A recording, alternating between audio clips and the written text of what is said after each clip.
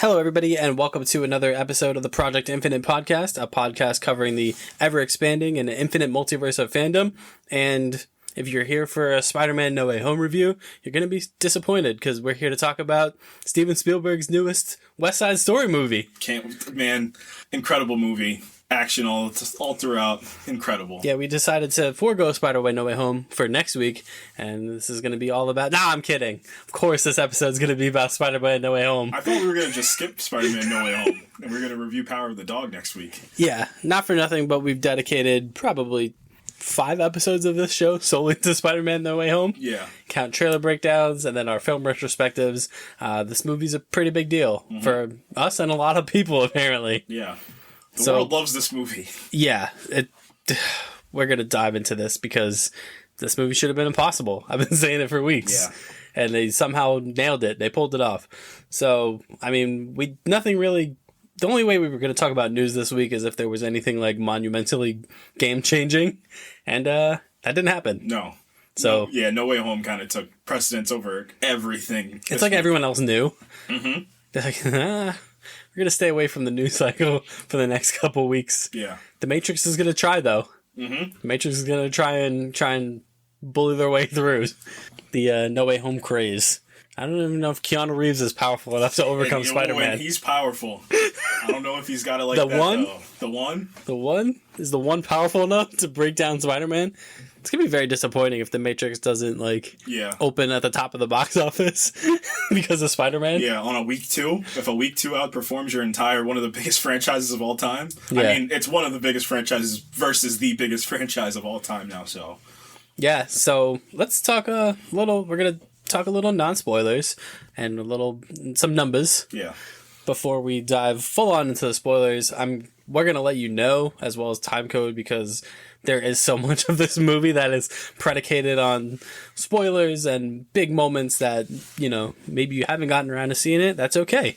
Life happens, and, there's still a pandemic going on. So if you don't feel like going to the movie theaters and having the movie spoiled for you, fine. So we're not going to ruin it for you if you don't want it ruined for you.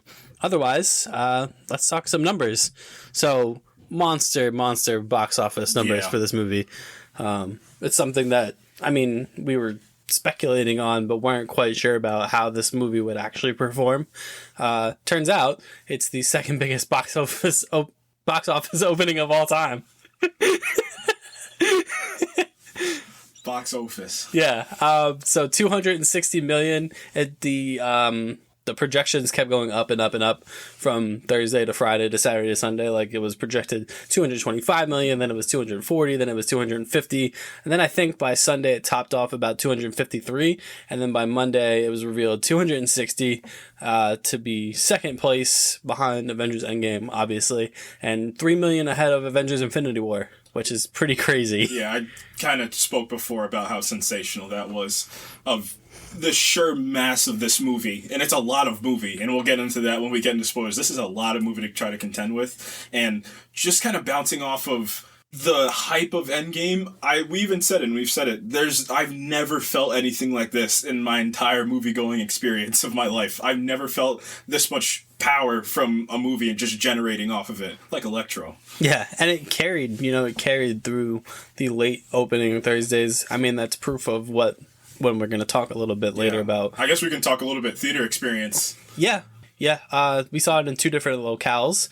You were back home. You were far from home. I was down south in Florida. My experience, we went Thursday night, opening night, about a 10 o'clock showing. There were 4 or 5 showings before ours. I believe it's hard because it was a Regal cinema, so Regal has those the flat kind of theater, so it was hard to tell how many people were actually there. I think it was a sellout. If not, it was pretty dang close. But as far as the big pop moments, pretty subdued for my experience. Not. It was kind of done in bursts, if that makes sense. Like people would do a quick cheer and then immediately kind of settle down. Mm-hmm. So, I don't think it was as much because they weren't excited. I think it was because they really kind of wanted to preserve the the actual movie and actually see what was going on. Because, as much I do enjoy that kind of stadium atmosphere that I feel like Avengers Endgame kind of adopted. Like, that was kind of like the first movie I'd ever Right. experienced like that, where it was like being like a stadium atmosphere. So it wasn't quite that for me. And I was actually happy about that because, like, you know, we're going to talk about this a little bit. There's a lot of substance in this movie. Yeah, there is that. And we talked about it in the preview where that was our fear, was that there was not going to be as much substance in turn for fan service through and through. But I had the complete opposite experience than you in the A lot theater. of people seem to. Yeah. And it's funny. We saw it same night, and I think you went to an IMAX, right? No. Oh, you just went to a regular? Mine was a regular. Yeah, I went to cinema, a regular as well. I went to an IMAX last night, but Thursday night I went to a regular, and I'm talking every moment was just shock, amazement, just pure fan reaction, like the purest form of euphoria you can ask for at some of these twists and turns in the movie. So it was definitely one of those. It's one of those experiences which you want to experience for the first time again in your life. Yeah. And I know Endgame was that, but I think this might have taken the place. It was just because of what happened. It's because, like I said, I don't want to get too far, but like I said, it was just the practicality of Endgame. It felt, we kind of knew it was going to happen, but there's just so many twists and turns in this movie. That's where it kind of holds that stay power right there. Yeah. And I think review-wise, that kind of backs up your feeling. It's pretty universally critically acclaimed right now. Just a quick glance at the Rotten Tomatoes stuff, which again is just a barometer. It doesn't mean a ton, but it gives you a good consensus of where people's minds are at. So critically is a 94% Rotten Tomatoes and 99% audience, which is pretty much universal acclaim. Right. Like I said, this movie was a full-out euphoric experience of movie going and why we kind of enjoy this medium so much. And two, it was just it was that nostalgia of seeing, you know, these old villains come back too. It's just, also, it's one of the most satisfying movies I've ever seen in my whole life. Like, obviously, this isn't an Oscar-winning movie or anything like that, but it's one of the most satisfying experiences you'll ever have in a theater. We talked about this a lot with a few of these movies. I think Suicide Squad was a good example of these movies are not competing with, you know, the Oscar winners. No, they're not. That's not the point. The point is to have this. This is the point. Right. This movie is the poster child for what you're supposed to feel in these kinds of movies. You know what I mean? Right. You know, a lot has been made of in recent years of the kind of tonal differences between Marvel movies and DC movies, where DC, like, the big thing is like they take themselves seriously and they try to be more than like a superhero movie, whereas like the Marvel movies are more fun and they're more comic booky. This felt like the best of what Marvel does, and it sprinkled a little bit into that more kind of serious, grounded tone. Yeah, we said once the second act started in this movie, well, the middle of the second act, like the real climax of this movie, that's where I said the movie completely flipped, and from that point on, it was some of the best comic book stuff. Yeah, it's character stuff. It's some of the best comic book content you will ever see. The second half of this movie is not like the third act, just like itself. The entire second half, and a lot of the first half too, but specifically that second half of this movie is special. Yeah. It's really special. So, I mean, as far as non-spoilers go, I feel like this is a good point to talk about John Watts. Yeah. Yeah. He deserves more credit because I said it before we hopped on. The Russos get a lot of credit for what they did. Yet James Gunn, too. Yeah, James Gunn gets a lot of credit. I mean, James Gunn is always tagged before the movie. It's a James Gunn movie. It's the same thing for Zack Snyder. It's a Zack Snyder movie. John Watts gets lost in that through line, and he shouldn't. I even said it. I saw the movie, and I saw it with another friend of mine that's a filmmaker, and I said I kind of like some of the camera work he did in the beginning. I know there's in the beginning of the movie where Mysterio reveals his identity, and it's the chase sequence. They have a really good one take in the beginning of the movie. There's a lot of good zooms in the beginning of the movie. Like, there's a lot of good camera work and good stunt choreography in this movie, and the balance that he has to hold on to as, like, the actual filmmaker, not just the director part, the filmmaker part of it. There's so much balance that he has to deal with, and there's, like we said, there's so much substance that also goes into this. Yeah, we talked about this before. There were probably 20 to 30 moments where this movie could have gone off the rails and could have gone wrong in lesser hands. Yeah. And that's a testament to John Watts, as a testament to the director. Yeah. I always found it fascinating that when we talk about the Spider-Man movies, when we talk about Tobey Maguire's trilogy, it's always the Raimi trilogy. Right. There's no reason this shouldn't be the Watts trilogy. Yeah. Because this movie, I mean, the other two movies were good. Homecoming was good. Far From Home, I know we have kind of developed a different opinion on. It's funny. I was so high on Far From Home when I saw it, and then like for like a year, I was like, "This is one of the better comic book movies of the MCU." And then as time started going on, and we got closer to No Way Home, and I rewatched it a couple more times, it started to slip a little bit for me. Yeah, but in counter to that, this movie kind of takes what you don't like about that and just 180s it into something, like I said, super satisfying, just something you can kind of hold close as well. Yeah, I mean, in my opinion, when this movie finished, you understand why John Watts is directing Fantastic Four. Yes. For the MCU. Mm-hmm. And we'll get into that when we get into spoilers, but you immediately understand. Yeah.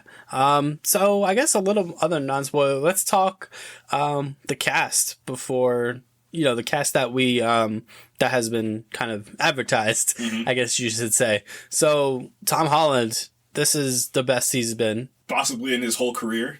Yeah, and I said it before we hopped on. He, for me, is just, you feel every bit of his acting, and it's not just the emotional moments. Because when people think acting, they either think it's a big flare up of crying or it's a big flare. It's the little moments that he has. It's the kind of the fear that, MJ and Ned aren't going to get into college in this movie. It's those Peter Parker moments that really work for me in this movie. It's the relationship that he has with MJ really starts to blossom in this movie. I even told you MJ Zendaya as well. I liked her so much in this movie as well because she kind of ditches that angst. She still has it because it's going to portray her character if she just leaves it. But I really like the relationship they have. They feel like a high school couple that's really been together now for a little bit. Like, this is one thing I really like about this. If I'm to talk about Andrew and Emma Stone, you also do feel, I'm starting to feel that for Zendaya and Tom now, like that they are together, that they are believable together, and that they actually like being around each other. You really feel it. Yeah. Ned? Fine. Yeah, fun. Yeah. Jacob Babylon's always a great time. He's the best friend we've gotten as well, which is good. Yeah. Yeah, he doesn't really have to compete. I mean, honestly, he might with James Franco a little bit, but like I said, he's the best friend in this movie. And again, same thing for Zendaya. You feel their relationship. You feel why he's so important. And you know how you can tell? It's not just he's important to Tom. He's important to Aunt May. He's like to Happy, to all the other side characters. He's also important because it's like he's his brother. Yeah. Benedict Cumberbatch. Always great. Yeah. It's always fun to see him. Yeah, he was good. You want to talk about the scene stealer? The Goblin. Willem Dafoe, man. Oh my god. Dude. Incredible. We're gonna break him down more in the spoilers, but if you thought he was good in Spider-Man 1, he might have been better in this. I offered you friendship and you spat in my face. He is an absolute treasure. He's a menace. Is he possibly like top 5 MCU villains? I think he easily cracked like the top 7 in one movie with a bunch of other villains, and somehow he was the top tier. This movie, and obviously more we'll talk about in spoilers, I don't know how they did it. Other movies have done worse with less. Yeah. And with a lot less. And they somehow got these 5 villains into this movie, and they all worked. Yeah, and it's not perfect, and we're going to get into it. There are 2 in particular that take a back step. Yeah. I think you can probably guess who the 2 are, right, based on the promotional material, or lack thereof. Yeah, right. So you can probably guess who doesn't get as much kind of play as far as villains go, and you can kind of guess who does, but what Willem Dafoe does in this movie is... he's a force of nature. Yeah, it's a fear nature. It's like, it's a genuine fear whenever he's on screen. There's a scene in particular where it's 2 scenes. It's the one where they're at feast and he's Norman again, and he's with Aunt May, but you never feel at ease because you don't know if it's the Goblin or if it's him. And same thing for later in the movie, before we get into spoilers, there's another point later in the movie where he's with Peter, but he's Norman, but you still don't he probably is Norman in that scene, but you never feel at ease if he's and that's on built off the back of the nostalgia stuff. Yeah. Where you are conditioned to not trust him, because of Spider-Man 1. Yeah. So yeah, Willem Dafoe is absolutely amazing. Jamie Foxx, hilarious. Great. Yeah, he was great. Yeah, he was every bit of as redeemed as I think people wanted him to be. Right. From The Amazing Spider-Man 2. Yeah, down to the look, down to how he acted. I mean, I even told you, I'm probably in the minority where I'm not the biggest fan of how they kind of depicted his characterization because of how drastic a change of it was from Amazing Spider-Man 2. But it's forgivable because it was the most Jamie Foxx we've ever gotten. Yeah, he was Jamie really, Foxx. Yeah, he Jamie Foxxed it up. Yeah, it was it was super entertaining. He was cooler. Yeah. He, was more confident in what he could do. Which makes sense, and I mean, to counter my point, that makes sense that he would have been more confident. I mean, this guy he's probably the most powerful, physically powerful Spider-Man villain. Maybe him and Sandman, but electricity, I'd probably take on Sand versus electricity if I had to choose. Yeah, and then Doc Ock, Alfred Molina. Great. He was great. Yeah. Yeah.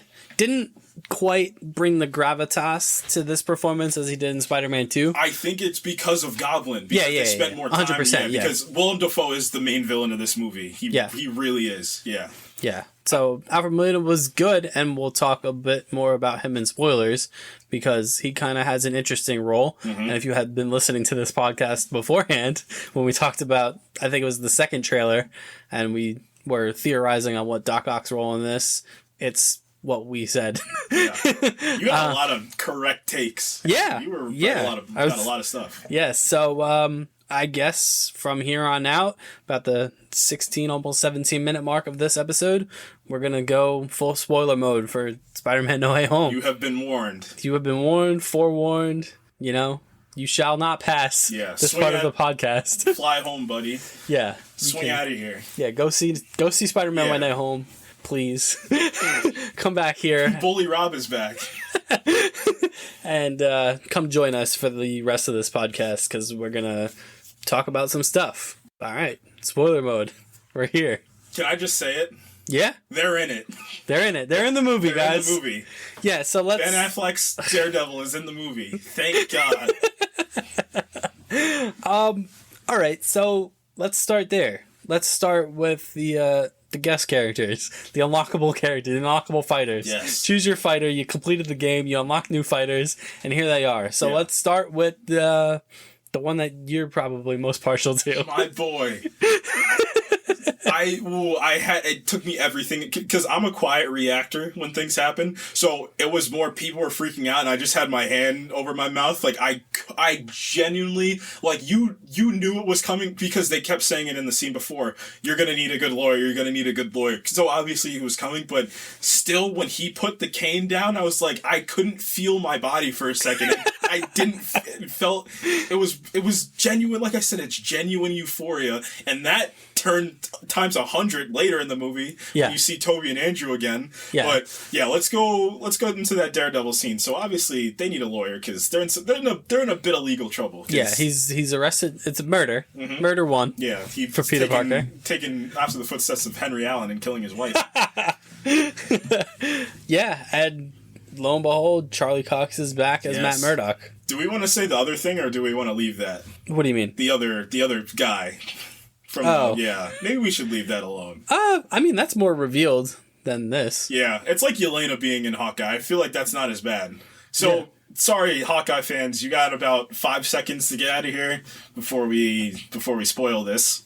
All right, enough time. Kingpin's also back. Kingpin's in Hawkeye, confirmed in Hawkeye. Vincent D'Onofrio's back. So the tweet he said, because he's been lying about it, just like everybody else, he's just like, when I was a boy. It's like, oh no, he really is back. Yeah. But this so the two pretty much cornerstone staples of the Marvel Netflix universe. Yeah.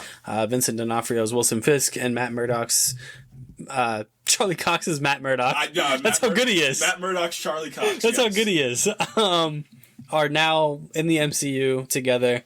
We don't know if they have a history, presumably. Mm-hmm. So that's the next evolution is how is this going to work? Because is this going to be as if those Netflix shows did take place, which, I don't know. The Defenders leaves me some question marks because there's a giant hole in New York City. I think there will be elements that are kind of hinted at, taken from. We'll see if Iron Fist is one of those elements that they're going to do. But nothing's going to be explicitly, stated. Mm-hmm. So yeah, Charlie Cox is in this, and for, I don't know. He was in it for 1 minute and 15 seconds. Did you time it out? I did. I'm sorry. I apologize. I did time it out. It's like 1 minute 10, minute 15 he's in it. And he's great. Yeah, he's great. Just as good as you remember. Yeah, it's just, what Charlie Cox does is he's not a no-name actor, but he was by no means a household American actor.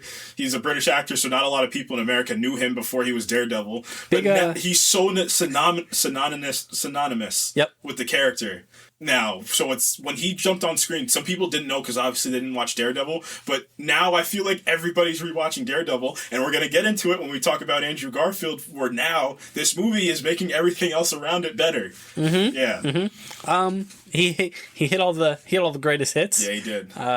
He caught a brick. Yeah, he caught a brick.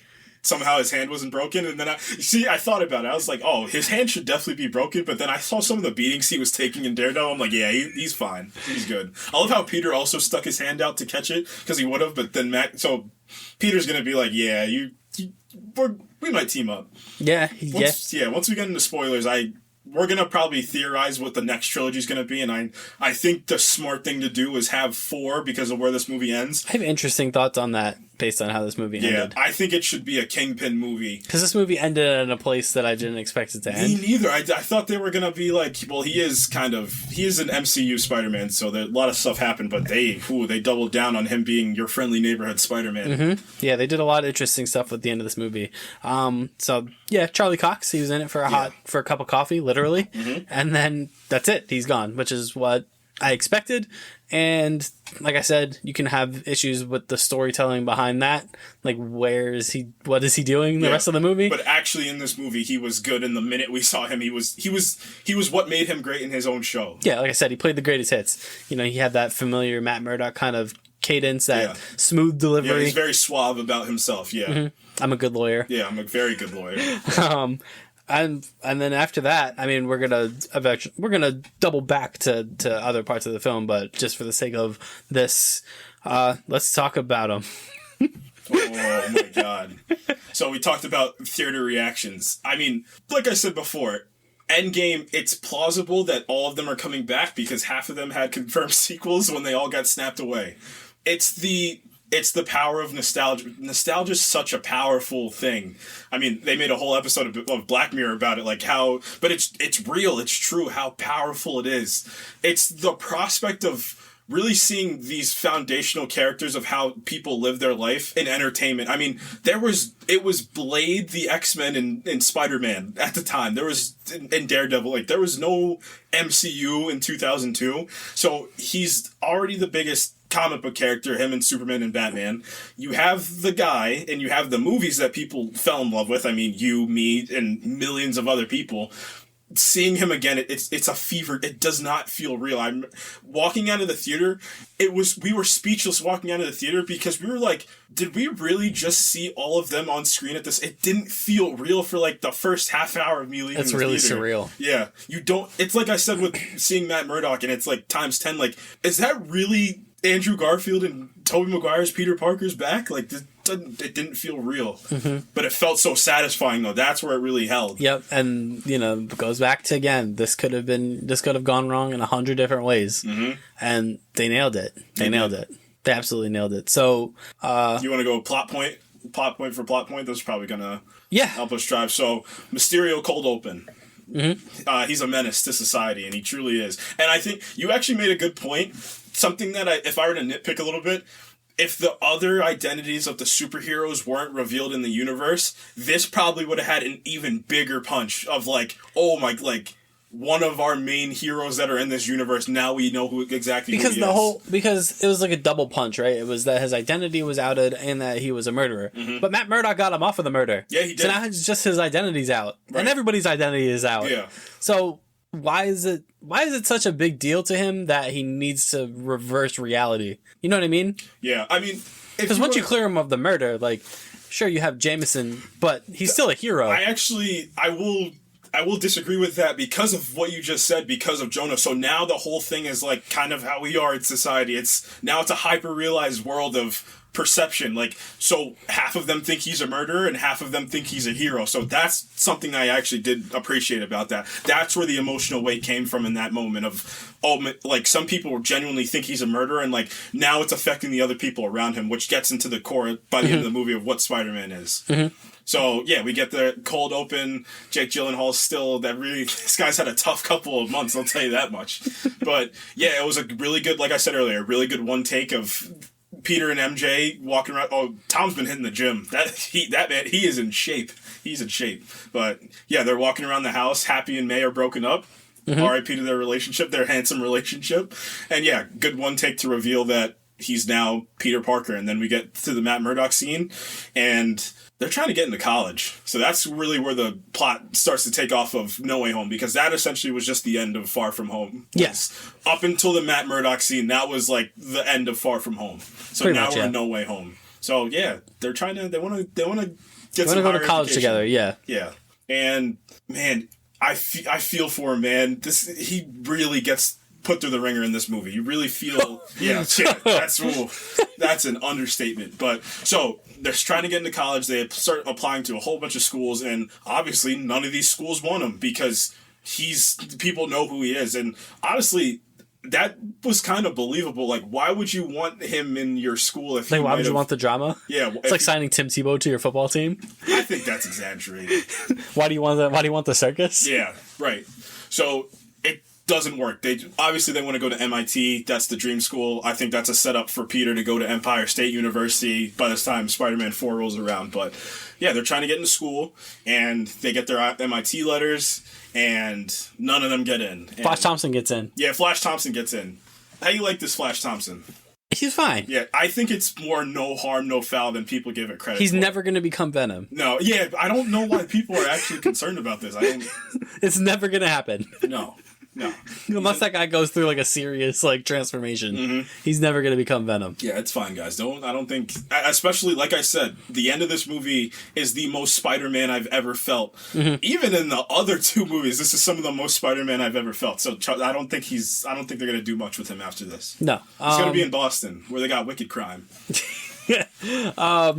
So what else happens? So this is where we meet Doctor Strange. Yeah, because Peter's like, I got to do something about this. And he's like, oh. Yeah. I know a guy. Yeah, I know a guy. So he goes to see Doctor Strange. No, he goes to see Wong.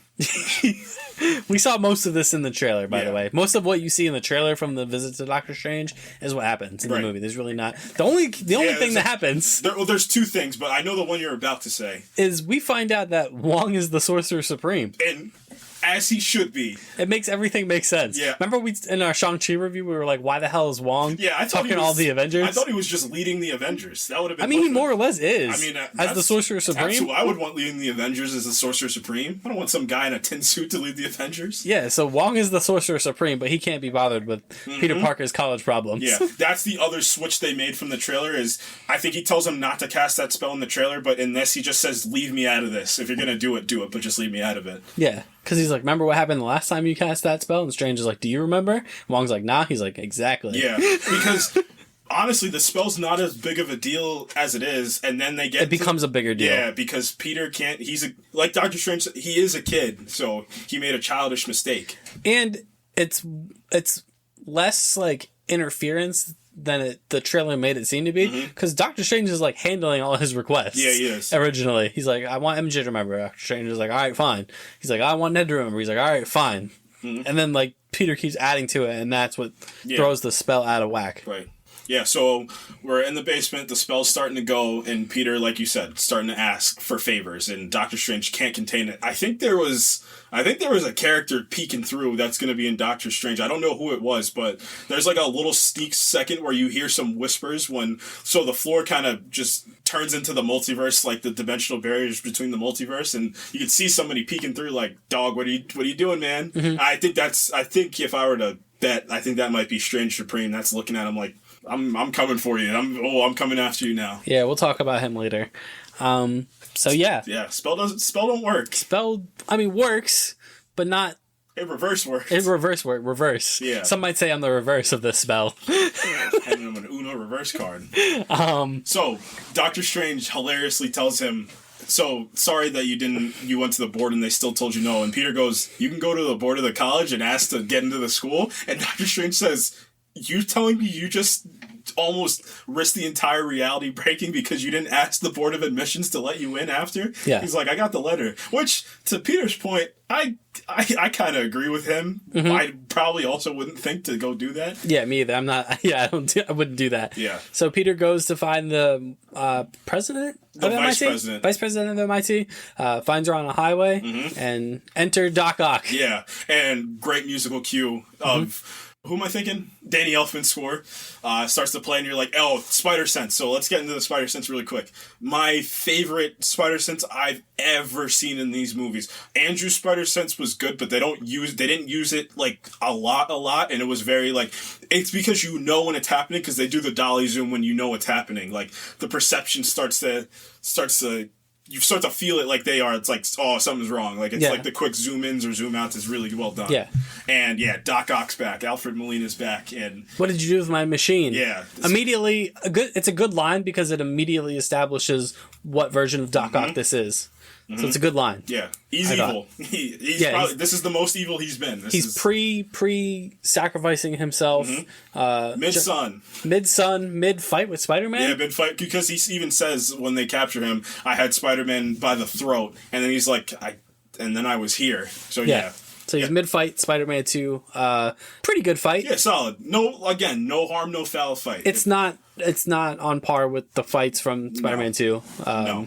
But it's fine. Yeah, fine fight, some fun moments, and I love the moment where, and then you could start to see the wheels turn for how kind of, a little bit vicious this Tom Holland version of Spider-Man is, because he said, I should have killed your little girlfriend, obviously meaning Kirsten Dunst's Mary Jane, and he says, what did you say? And then he starts kind of holding his own with one of the more powerful Spider-Man villains as well. Yeah, so much speculated in the trailer, Doc Ock does absorb the nanotech from the Iron Spider suit, and it backfires on him. Yeah, he does. So it starts to get controlled by him because Peter does the Bluetooth Connect thing that everybody does in their car, and then he's got control over the arms, which is it's funny.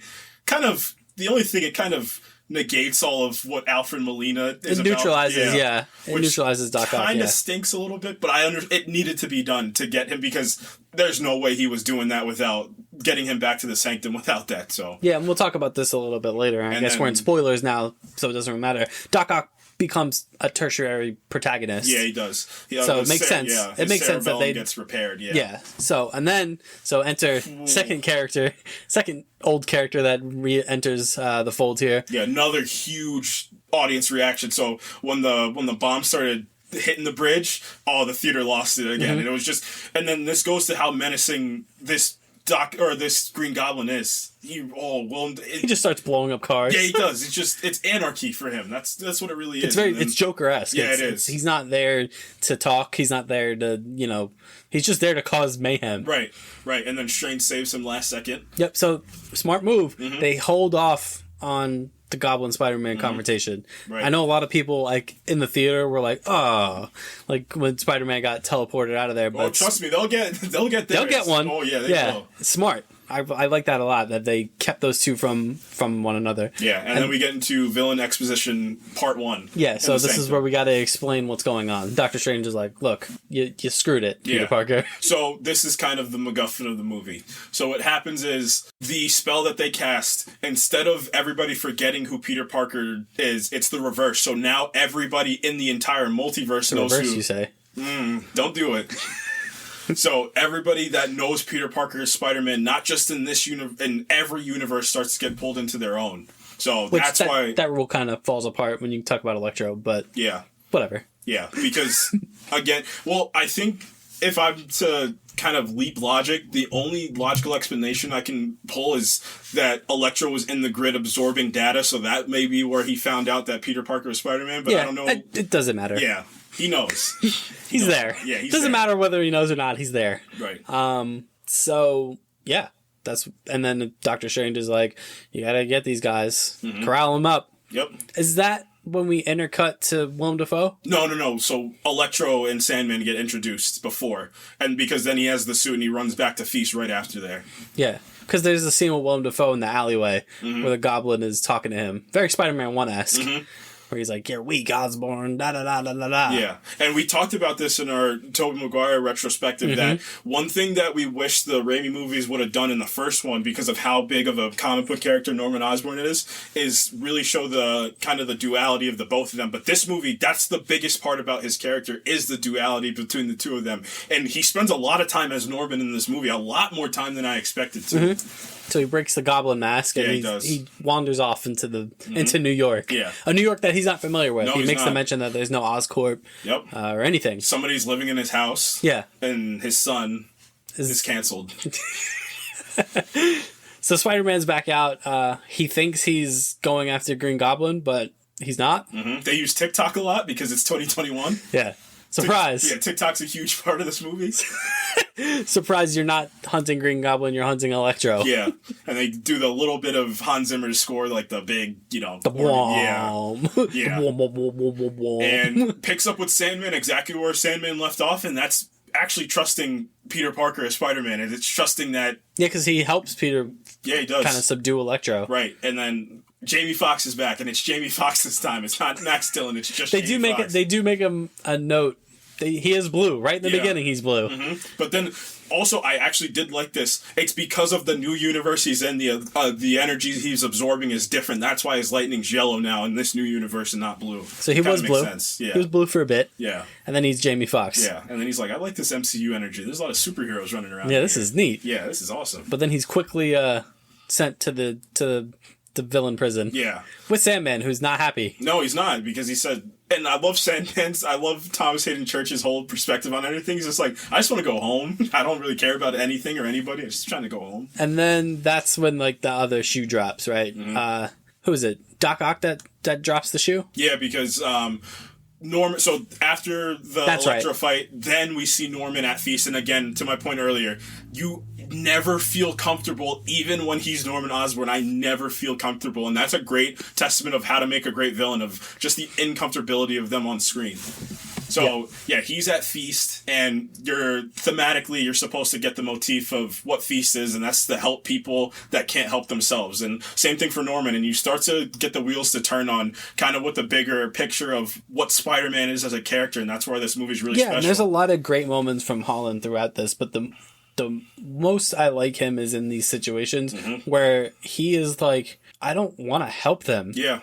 Yeah, he's got to make snap decisions, and he like you said earlier before we hopped on, he starts to finally become an adult. Like, it's very allegorical that he's becoming like an adult version of Spider-Man. He's also becoming an adult because he's 17 turning 18. He's also has to become an Norman adult. is at Feast, and he is clearly disheveled and doesn't know where he is. And we alluded to earlier that there's no Oscorp. You know, there was someone living in his house. It's very distressing, as it would be if that was you. And May asks Peter, she goes, are they all like this?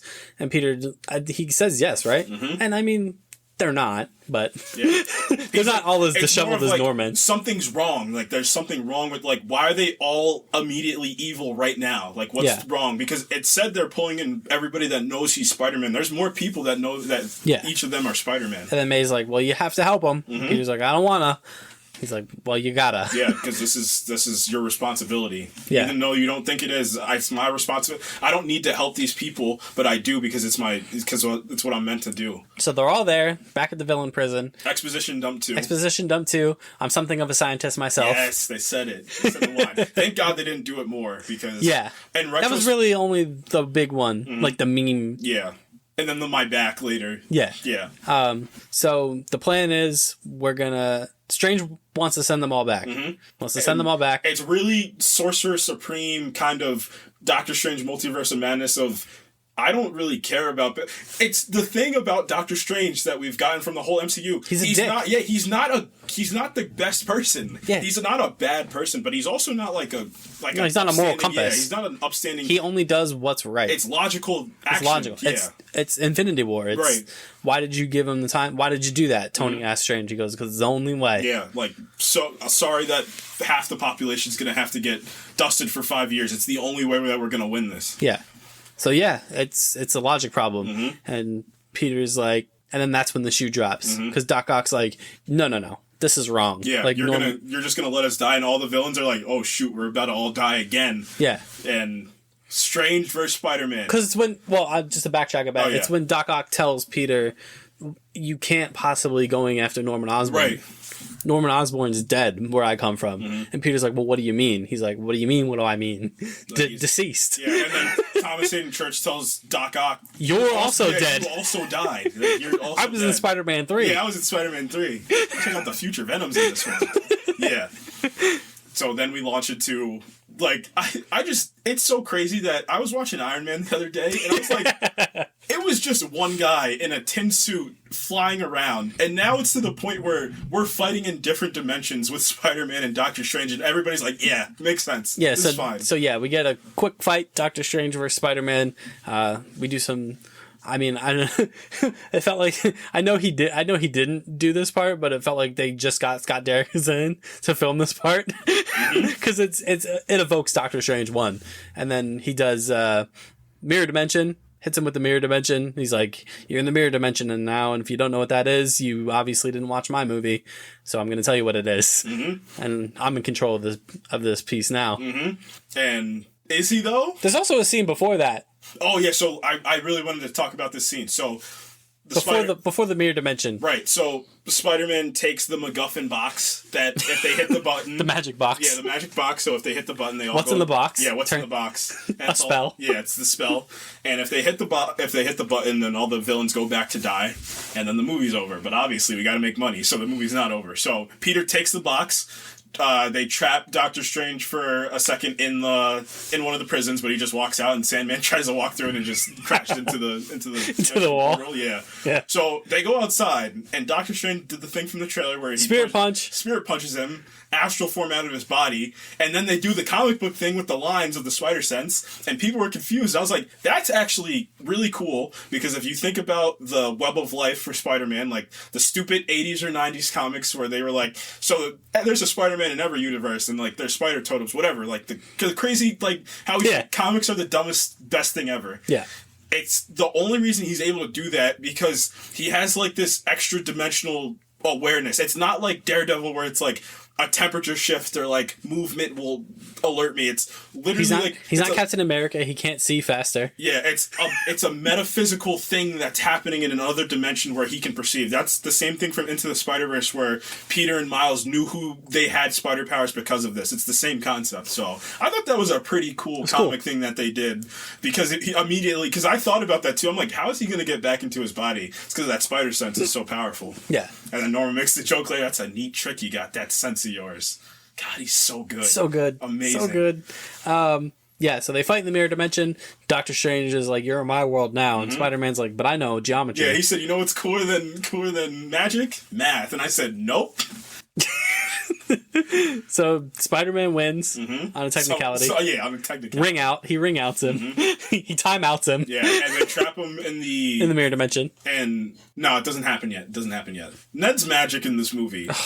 So Ned's now a sorcerer? It's the one thing that bugged me in the moment. I was like, this just is too convenient. It's too convenient. It just is. There are a million different ways that they could have got Toby and Andrew back in. There's a million different ways they could have docked Doctor Strange back in. It just, I didn't need to see it. I didn't need it. Especially if it's not going to go anywhere in the future. Right. I mean, I don't know if it will. I don't think it will. I think it was just for jokes. Yeah. To make sure, Yeah. So, yeah. Spider-Man's got the magic box. And he's got a solution. Yeah, he's going to cure all the villains. Good luck. Yeah. And then, because Norman's something of a scientist himself, and he's also the only one that's not evil in the moment. He's going to try, he said, you guys are going to come with me to Happy's apartment, and this is when the movie turns into... He gives MJ the box, by the way, and he goes, push in case of emergencies. Yeah. And there's a million different times she probably could have pushed the button. Yeah, and she doesn't. She doesn't. She says, "If I don't hear from you," and then she proceeds to not hear from Peter, but she still doesn't push the button because I mean, if you want to talk about it, it's because how much she trusts him, how much she loves him. Yeah. So So back to the apartment. Yeah, we're whipping up cures Yeah. with the second magic box in this movie. Yeah. The box that can make anything. So all the villains are in there, and you get a little character moments with Electro and Sandman. They're like, because they're both the they're all science experiments that go wrong, but both of them are like. Oh, Kirk Connors also is there. Yeah, but he's in the truck because he's a giant lizard, and he probably wouldn't get past the first floor. So yeah, Electro and Sandman are both like. Electro's like, I fell into a vat of electric eels and turned into Electro, and then Sandman's like, I fell into a super collider, and Electro's like, gotta be careful where you're falling these days. Good stuff from JB Fox again. Yeah. He's really good in this. Yeah, he is. He sees the arc reactor and he was like, ooh. Yeah, he can feel it. He's like, he feels it. Yeah. And I know there were some complaints before. They're like, oh, here we go. I said, it makes sense. Like, I don't want to just completely forget that we're in the MCU. Because my point is, like, in Hawkeye, he has the arrow that, like, the Pimtech arrow. It's like, people were happy about that, but they were sad that Electro can get an arc reactor. Because it's Iron Man again. Right, yeah, but... It's Iron Man again in a Spider-Man movie. But it was different, though. It wasn't It wasn't, I agree. Yeah. So yeah, the magic box that can make anything. So he's just whipping up cures left and right. Mm-hmm. He's in the kitchen, just whipping work. Showing why Peter Parker is, I think in the comics Norman's working with him. Yeah, so that's a big part. So it kind of feels like Spider-Man PS4 where you're working with Doc Ock in the movie. Like, he's not a bad... And I mean, Norman Osborn's not a bad person either. He's just an ambitious... I think even Ock throws away the line, like, you were brilliant, but you were way in over your head when you were doing your stuff. Like, yeah. So Norman's helping him develop all these cures, developing like specific cures for each person. They test it out on Doc Ock, and he's free. Yeah.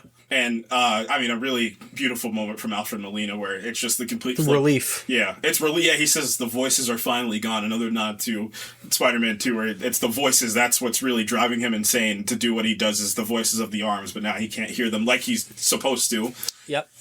He hooks Electro up to the electricity draining gizmo. Mm-hmm.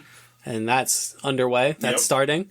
And Electro's having doubts. Yeah, he is. But he's like, yeah, it doesn't feel right. But he's, again, Thomas Hayden Church, Sandman, he says, like, just, if you let this happen, you can go home and you won't die. So he said it's fine. And then this movie turns into a movie. The spider sense goes off. An amazing one take they get. And you think they do a really nice misdirect where you think he's spider sensing Electro. Because it keeps cutting back to Electro, like the thing beeping forward. So you think like, oh, he's sensing Electro getting ready to remove it. Yep. Because it set. This is such a great setup by this movie. This is why I say it's more than like fan service. Because there's this setup the whole time with Electro that he enjoys being in the MCU. Yeah, he does. He enjoys the power. So you think, oh, he's about to turn. And from all the promotional footage too, it's like he's because we didn't see a lot of like, you saw like a little bit of Norman Osborn, but you see a lot of Max Dillon, and you see a lot of him like, you're not going to take this power away from me.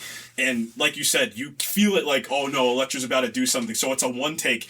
But then Norman starts to walk away a little bit. He just walks because they're all in frame. And I really love, there's a cool camera moment where he's on one side of a bar and then and then Peter walks a little bit and Norman goes to the other side of the bar. I'm like, yeah, that's probably when he just flipped, because right before that, like, good Doc says, hey, how's it feel? You're not gonna have your darker half anymore. And Norman just looks, he's like, my darker half. And I think that's when he turned back into like the trigger word. It turned him back into Green Goblin. And Peter turns and he looks at Norman Osborn. It's the little moment where he has that like sigh of, oh no.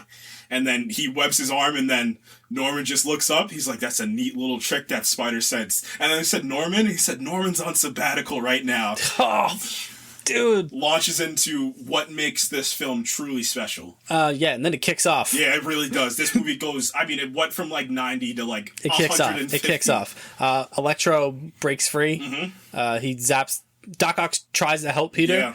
Yeah. Electro zaps him out the window and out of the movie for quite a while. Right. Sandman takes off. Yep, because he's a loner. He's not in it with anybody else. Lizard breaks out of the truck. All hell is breaking loose. Yes. I love the line Lizard gives, and so it begins right before it happens. And then we get into one of my favorite fight sequences we get in the entire MCU. A Raimi-esque fight between Goblin and Spider-Man. Is raw. It's brutal. This is a raw fight. So we get Norman is kicking down doors. He's just slamming Peter through floors. Yes. it's vicious. It's vicious the way he fights him, and it goes to how the psychological state of the Green Goblin. He's going all out. He's eating punches from a guy that was taking on Thanos, and he was eating the punches and started smiling because, again, Norman is a super soldier. Like that's a part of he is a super soldier if you think about it. So he was throwing him through the walls in the apartment complex. And what was the line he gave him? He said, strong enough to have it all, too weak to take it. I mean, again, good attention to detail that's what his whole thing was before. It was like the power of what you could have. Because he told him like, the city's going to love you until they're done being your hero, and then they're going to turn on you. And then they land on the lobby. Oh my God. Oh man. Yeah. I'm still not emotionally ready to talk about it. Aunt May grabs the Goblin cure. She grabs all the cures. Intent, hell-bent on giving it to Norman and fixing him. Mm-hmm. Another great moment before, because he tells, because you also see May in the one take when he gets his spider senses going off on that dolly shot. He tells him, the first thing he says is May, because it's not like I said, it's not like Daredevil's sense where it's immediate somebody going to punch you. It's an otherworldly something is about to happen to somebody, and it's May. He says May, he's looking around for her, and she's right there. I love how she's burning sage, and I want to think that's what burned out Norman and brought the Goblin back. Yeah. So she's there right in the thick of it, and dog. So Norman at full speed launches the glider into her. Mm-hmm. And she gets hit and just on purpose. Because he makes note that he's she's right, the one. Right. Let's go back a little bit to talk about that. It's another thing that we talked about. This movie has some substance to it. This isn't just the fan service, cannon fodder, big hero moments. There's a lot of substance to it. So, like I said earlier in the feast scene, that's the whole point. Is she is somebody. She has that innate nature that Spider-Man needs as well, that Uncle Ben passed off, that even Gwen at moments in the Amazing Spider-Man movie passed off, which we'll get into later. So Norman's if I take that from you, you'll become, the monster. Right. I'll break you. Mm-hmm. And he kills May. Amazing. So let's talk about the scene. Amazing scene. Yeah. So he launches the glider into her. He throws the bomb, so now there's rubble on top of her, and she just got hit full speed by the glider. But she gets, it's not like she gets, she does get pierced by the glider, but you don't see it. You just see her get launched through the air. So Peter picks her up, and Peter says, I need to stop this. I need to send them back to where they came to die. And May says, you did everything right.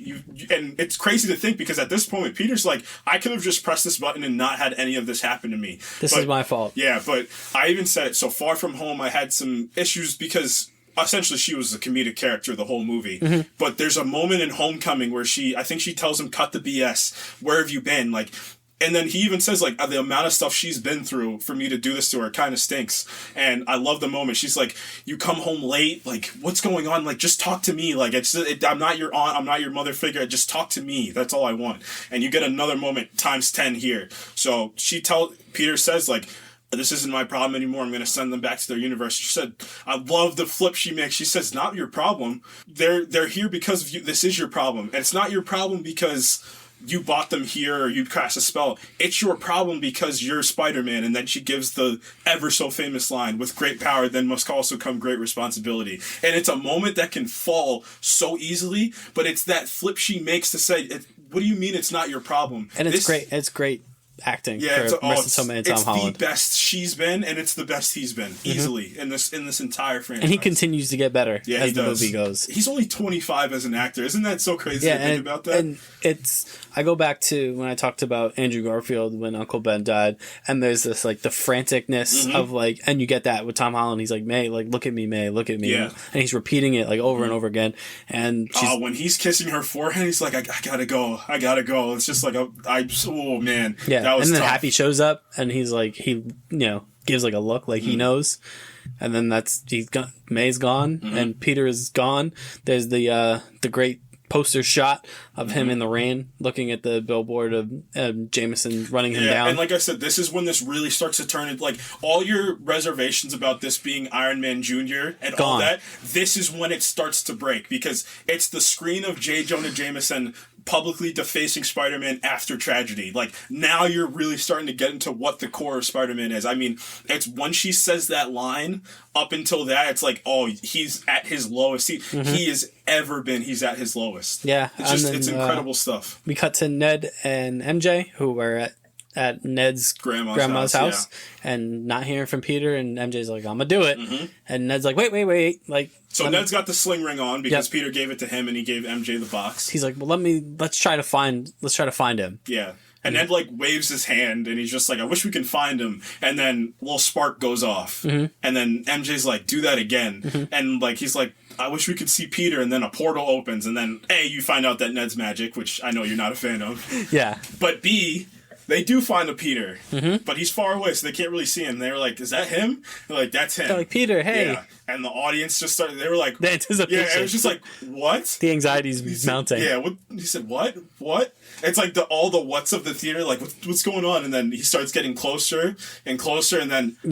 Eruption. Yeah. Eruption from the crowd, yeah. It's the Amazing Spider-Man. Yeah. So, and you hear his voice, and he's like, whoa. I'm a good guy, And then he immediately rips his mask off to be like, I'm Andrew Garfield, hello. Yeah. I've been lying to the media for the last 2 years of my life. Raucous applause. Yeah. And this is where Andrew Garfield takes over the movie. I'll let you go off about Andrew Garfield.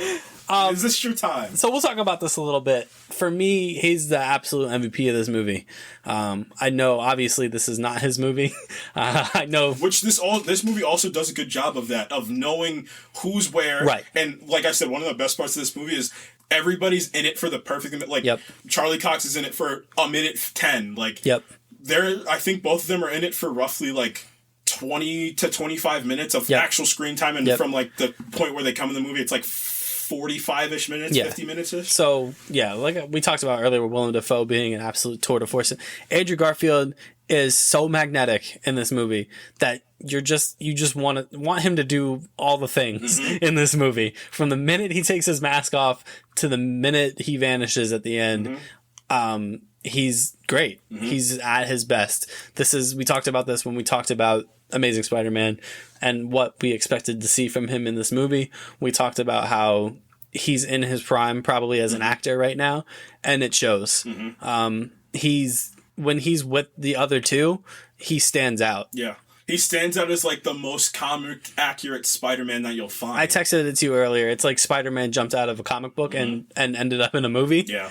And because I know you said that definitively, I don't think it's as definitive because of what Tom did in this movie, like the performance he gave in this movie. I think Tom really deserves some flowers, but like you said, it's just it's the notion of the core elements of Spider-Man as himself, not like the overarching themes of what he does, the great power, whatever that. It's actually what Spider-Man does day to day, moment to moment, second to second. Everything he does and everything he says feels so natural. Yes. And so effortless. Yes. It's like he was born to be Peter Parker. He has some great moments with Ned and MJ where he's trying to prove to them that he's actually Spider-Man. That little hop and he's just hanging from the ceiling. And he's like, huh? Is this not enough? And MJ's just like, no. And he's like, you're a deeply mistrusting person. And she throws the bread at him and he's like, what was that? Yeah. And she's like, I just wanted to see if you had the tingle. And he's like, yeah, I got it, but it's not for bread. Yeah, it's just, it's like I said, all those little moments, and this is like, it's double-sided. It's all the little moments of Peter doing Peter things, but it's also Andrew Garfield's little acting things of like, not just standing there stagnant for any scene. The scene where Toby shows off that he doesn't need web shooters because he is the web shooter, and like, it's all the focus goes to the main plot back, but then Andrew's still looking at his arm, and then he like snaps himself out of it to focus. They're like, crawl across the ceiling, and Andrew's like, I'm not crawling across the ceiling. Right. No. And then Ned's grandma asks, can you grab the web out of the corner? And then again, because he's a good person, he's like, okay, I got you. Yeah. And then they're like, all right, you're here. Yeah. Great. Congratulations, Andrew Garfield. We need the real Spider-Man. But I think it was also a meta thing, like, we need the real Spider-Man. And he's like, oh, okay. Yeah. They did that a couple times with him. It was noticeable in this movie, like, that he's the least perceived Spider-Man because he's like the middle child. That's really what he is. So another portal opens and... Oh my god. Dude. I got chills. Everybody's favorite youth pastor came through. It was amazing. Tobey Maguire. Yeah. Looks great. I thought it was interesting that Andrew is in his Spider-Man costume and Tobey's in his civvies. Yeah. Because that's who they are. as characters, because Andrew really is, like we said in the Andrew retrospective, you get the feeling, especially from the end of the Amazing Spider-Man 2, because he just lost Gwen. Why should he go back out there? It's because he loves it. Yeah, he loves it, and that's what she would have wanted for him, is to keep being that beacon of hope to the city. I said this to you earlier. I also think it's interesting because they came over when the villains did, so it just stands to reason that Andrew got portaled over there and just started being Spider-Man. Yeah, he was just like little Con. He's like, well, okay, I'm still in New York. I'm still gonna do this. So and, yeah, right. Toby makes the mention that he's been looking for Tom's Peter. Again, the spider sense thing. I'm torn when we get into the sequels, because I'm gonna go a little crazier, because like obviously like I know about like the Spider-Verse stuff and like the Web of Life and like all that crazy stupid stuff they do in comics, but I'll get there. But for layman's terms, for Toby, it's like it's kind of cool that like they sense that he's in trouble. Like they get the feeling like the spider sense is more beyond like knowing when a punch is coming. And there's just some great back and forth between Toby and Andrew throughout the movie, but it's particularly great here. Oh, he kind of suns him a little bit. Like they jump off the ceiling and Toby gets to his web shooter before Andrew can. And well, he goes because he looks at Andrew and he goes, "He's not your friend." Yeah. And then they have like a old Western style like. Yeah, I'm still the OG. Like quick draw attack. And then again it goes back to like the great little things that Andrew Garfield does when Ned's grandmother's like yelling and Ned's like, oh, she wants you to clean up the mess, and Andrew immediately goes to the table. Yeah, he starts picking up all this. No, it's great. It's just great little stuff and great little character building. Then there is like another like kind of sunning moment where Toby's like, he needs me, and Andrew's like, he needs us. Yeah. Like and then, oh man, we get into one of the best I mean, off of the back of May dying, we get into the follow-up to that, and again, just the quick turn off and on of how great Tom is, and how great the three of them are. So this is the first time that they're together. Yeah, so you see him on, and I love the perched up shot of them, of the silhouette shot of them in front of the moon. Like your dads have just arrived? Yeah, your dad and your uncle just arrived. Yeah, it's great. So they kind of leap down, and that pan shot of seeing the three of them, again, it's just, are they really all in the same movie at the same, like, is this real? Yeah. Yeah, so we get into their, essentially, like, Tom's realization of, again, this is going up until May dies, up until now, you're start to see the wheels turning for, this is a Spider-Man movie. This is probably one of the most pure Spider-Man movies we've ever gotten as well. And this is the moment where I said to you before we hopped on, but this is the moment, this quick little sequence and Tom's lines in this sequence where he grows up right in front of your eyes. Yeah. Because he shows up and Toby and Andrew are trying to be sympathetic, and Andrew is about to go into talking about losing Gwen, and I think he was talking about losing Uncle Ben first. Yeah. But then go, because this is where the Tom goes, comes, "Don't tell me that you know what I'm going through." And then he goes, "What does he say?" Oh, he goes, "This is your problem. Yeah, these are your villains. He this goes, is your problem. If I send them back and you kill them, that's on you. It's not my responsibility." Right. And I was like, dude. No, he's good, man. He's electric, but he's also very stone in this movie, like stone cold in this movie for a lot of parts of it. But you kind of feel him growing as an actor as well during this movie. Like it's just really fun to see like kind of the evolution of where he's gotten, because I know a lot of people made the point, and I really agree with it, that the trilogy's an origin. It's like a reverse origin, and when we get to the end, it's gonna make the most sense. But it feels like all three of these movies were made to get the MCU Spider-Man. And then he says, May, the last thing May told me was, with great power, and then Toby comes great responsibility. And I'm not gonna lie, I think that's where Tobey Maguire was, why we love him so much, is when he started to talk, like being that old man, older brother. Like, for as much as we don't like him for being older when he took on the role, he's actually perfectly aged for it now. It's perfect, because he says the night Ben died, like even like his, like the tone of his voice, like it's very fatherly. Well, the first thing he says to Tom, he goes, "I'm sorry about May." Yeah. Yep. He understand, because he truly does understand what he's going, because you gotta assume May's probably gone. He's had all his issues with MJ, but he is the original, and he's been doing this the longest, so he understands what's going on. And he's seen the main villain. He's been with Goblin. Like, he understands what you're probably going through. Yeah. So they, and then that's when Andrew shares, losing Gwen. Because he says something to MJ, right? Or like he looks at her. Yeah, because he's like, she's my MJ. And no, it's a really like the He goes, I lost my MJ. right. It's that sequence is so beautiful, and it just like I said, it hits the thematic cores of what Spider-Man is, and that's really what now that I think about it, that's my favorite part of this movie is that, like I said, it's the most once you get into the second half of the movie, it's even as much as Spider-Man 2. The only counter to this is Into the Spider-Verse. It's the most Spider-Man, not in like the villains you fight or like the stuff you do, but it's what I say about the Amazing Spider-Man 2. The first 10 minutes of Andrew swinging through the city, the last 4 minutes. Spider-Man 2, the city carrying him through the train station. Like, that's Spider-Man. Like, you feel it. Uncle Ben telling him with great power comes great responsibility. Uncle Ben dying. Like, all those things get encapsulated in this one scene, and it's 3 generations bouncing. And that's why that nostalgia is so powerful, because this is the 3rd time we're seeing it, but now you're seeing it come full circle with May, Gwen, and Uncle Ben. Yeah. And then we get some spider bonding. Yes. So we also get another thing. Peter Parker's he's kind of smart. I think in the comics, like the smartest they've ever said is like he went to go test for something. So in Marvel Comics, Reed Richards is like he's the smartest hero. Like there's like a comic run where he solves the problem of everything. Yeah. Like he literally hops universes and I'm going to solve everything. But they're like Peter tested the same that Reed Richards does. So he's a smart guy. It's like Tom's like we can't fix them, and Toby's like no, I think you're on the right track. I think your head is in the right place. Mm-hmm. But now there's 3 of us. Yeah. So like, let's put our heads together and figure this out. Andrew puts on a lab coat. Oh my god. He's so great. So good. He's amazing. He puts on a lab coat over the spider suit, and he puts the goggles on. It's hilarious. And then Toby gets some more. Let's talk about Toby for a second. This is the funniest he's ever been, and I think that was in a non-ironic way. Yeah, this is the most Peter Parker actually kind of enjoying his life I've ever seen him. Yeah, so we're bonding, we're making cures. There's a fun bit where Ned goes Peter, and they're all they do the pointing thing. They do it twice in this movie. They do. So there's a lot of fun moments here. It's very, very brings a nice little bit of levity after the past 25 minutes of just absolute. It's good stuff. Mm-hmm. They're kind of swapping war stories. This movie's paced really well, by the way. Oh my god! This is like again going to the point. This could have failed at multiple points, but the pacing's probably one of the better aspects of this movie too.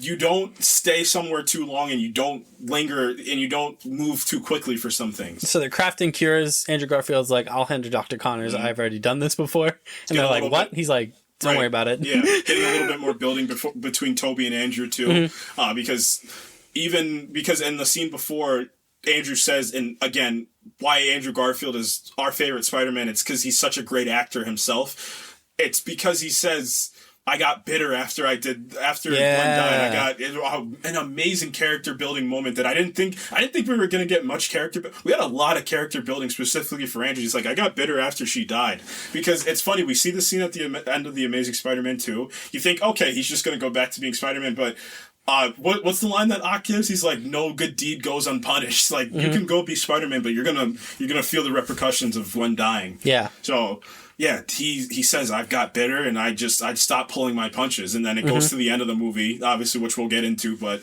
yeah, it's just, you feel for him.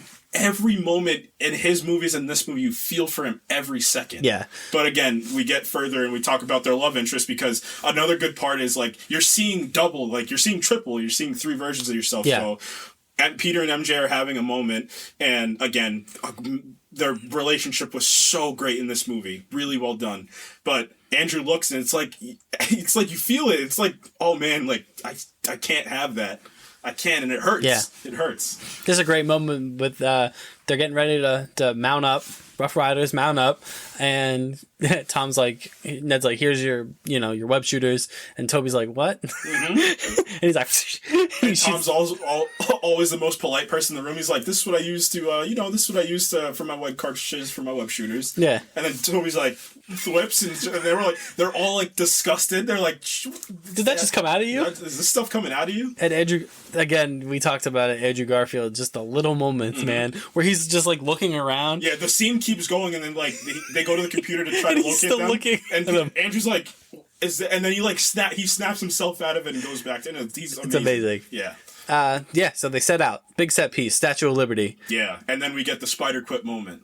So Yeah. we get the most as if what Deadpool's probably going to do when he enters the MCU with the three of them, because Spider-Man's like one of the funniest characters of all time in comics. So it starts off with obviously the meta joke. So Toby's like, there it goes, and Andrew's like, what's wrong? He's like, my back, my back. And Andrew's like, yeah, I get what you're saying. I got it's a from all the back swinging. thing. Yeah, he's like, I got a back thing. And then he cracks his back, helps him out. Mm-hmm. And then you get another meta moment where Toby's like, you're amazing. Mm-hmm. And Andrew's like, nah. Oh, because they're talking about the villains. Right, so before that, they say, what is it before that? It's the web shooter. They talk about the web shooters for a second. He's just like, are you teasing me? He's just like, I'm not that cool. And then Tom's like, what are some of the craziest villains you've met? And Toby goes, seems like you've met some of them. Missed opportunity, in my opinion. Could have thrown out some cool to expand, because this isn't old. This is because the villains are where they picked up from, but the heroes are where they are currently right now. And I think if Andrew, which we'll get into at the very end, this Make the Amazing Spider-Man 3 campaign, that's probably about to hit the gas run. It's already on the way. Yeah, it's already happening. This movie's gonna make $1 billion. So Tom's like, I've been to space. I fought an alien.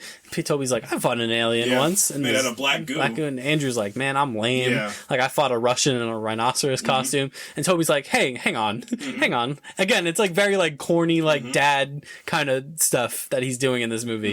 And it's really good. He's like, let's back up for a second. He's like, you're not lame. Yeah. It's like, you're amazing. Yeah. He said, thank you. Thank you. Yeah. He's like, no. He's like, I think we need to work on the self-talk a little bit. He said, you are amazing. He said, can you say it? He said, no, I needed that, man. I definitely needed that.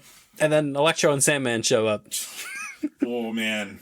And this is like the chills in your body. And Lizard, sorry. Yeah, so they're coming back. Tom makes a TikTok again. No. He's what's it called? He's on with J. Jonah Jameson. He's on First Take in the morning. And he's saying, come find me at the, what he said, the place that symbolizes second chances. Yeah. Again, another like kind of meta moment for There's a big punch up at the Statue of Liberty, and Sam Wilson's not there for some reason. He's probably in Louisiana trying to figure out his financial situation. And then we get into a fight, and the objective is to not kill the enemy. It's to they strategically place the cures in different positions, and it's not working. Yes, and I really like this because, again, and they kind of make the joke before it launches into maybe one of the greatest moments in any comic book movie of all time. So it's not, like you said, it's not working. They're swinging around, but they're out of sync because Toby and Andrew have never fought with anybody else before. And I think it's funny because Toby immediately is like, I've never been on a team before. Like, I don't know how to do this. Like, this doesn't...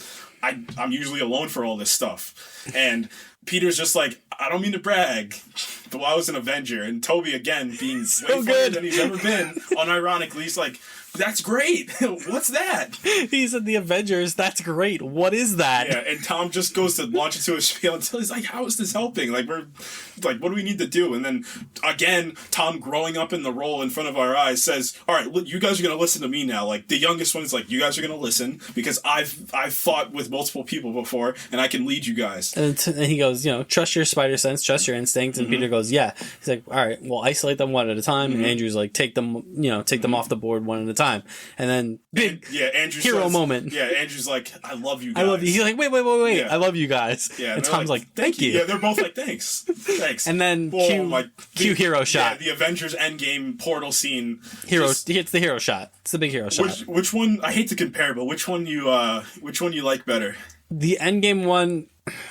How do I phrase this? The Endgame one has more of an impact. Like, it's a more of an emotional punch, whereas the Spider-Man one is just like a surreal moment. Yeah, that's what I said, because I've seen that scene so many times, like on whatever, like the leaks or whatever, after I saw the movie, and it's just, again, are they really... Is the guy that I haven't seen in 14 years of my life, Spider-Man, swinging right now with the current Spider-Man? The three of them land, and it's the full frontal shot, the three of them in one frame. And they land in order of their movie, so it's like Toby, then Andrew, then Thomas. And they're all fully suited up. Because Andrew and Toby do spend up quite a lot of this movie without their masks. Yeah.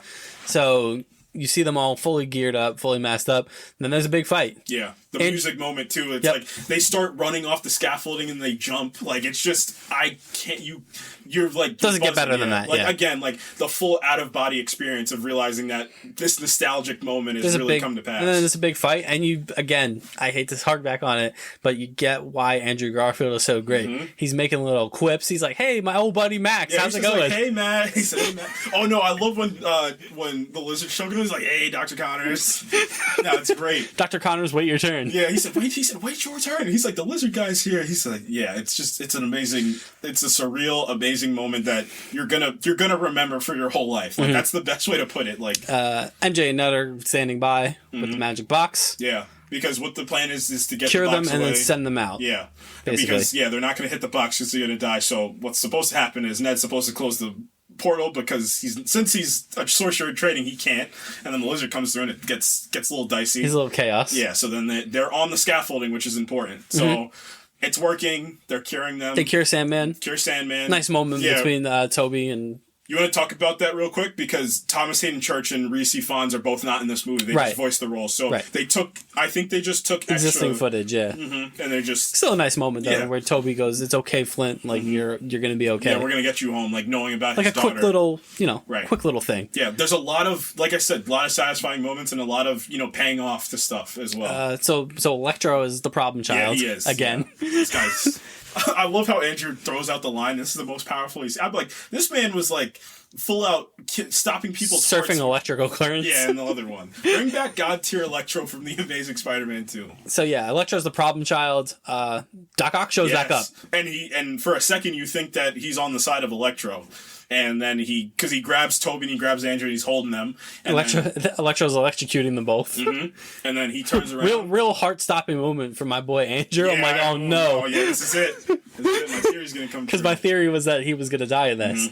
So obviously Doc Ock turns on Electro, takes the reactor away and throws the cure on him, and the electricity is being drained from his body. Nice moment, again, between Andrew and Jamie Foxx, where Andrew's like, or Jamie Foxx is like, "Well, I'm back to being a nobody." Yeah. And Andrew's like, "I'm like, you're not a nobody. Right. Like, you never were. Like, you're my boy. You're my boy, Blue." Yeah. You're my guy. That's my guy. I wish part of, like, if you want to go back to old lines, I wish Andrew would have said, "You're my eyes and ears." No, that would have been cool. He said, I wish he would have said that. Yeah. But whatever. Right, so that's me being greedy. Yeah, they launched into the hilarious line because he's like, "You're from Queens." He said, "You got a pretty face." He said, "You're from Queens. You help poor people. You got that crazy suit. I just thought you was gonna be black." And then Andrew, very genuinely, is like, "Oh, I'm sorry, man. Yeah. Like, I'm sorry I disappointed you." But I mean, the reason for that line is because then Jamie Foxx says, "There's a black Spider-Man out there somewhere." Yeah.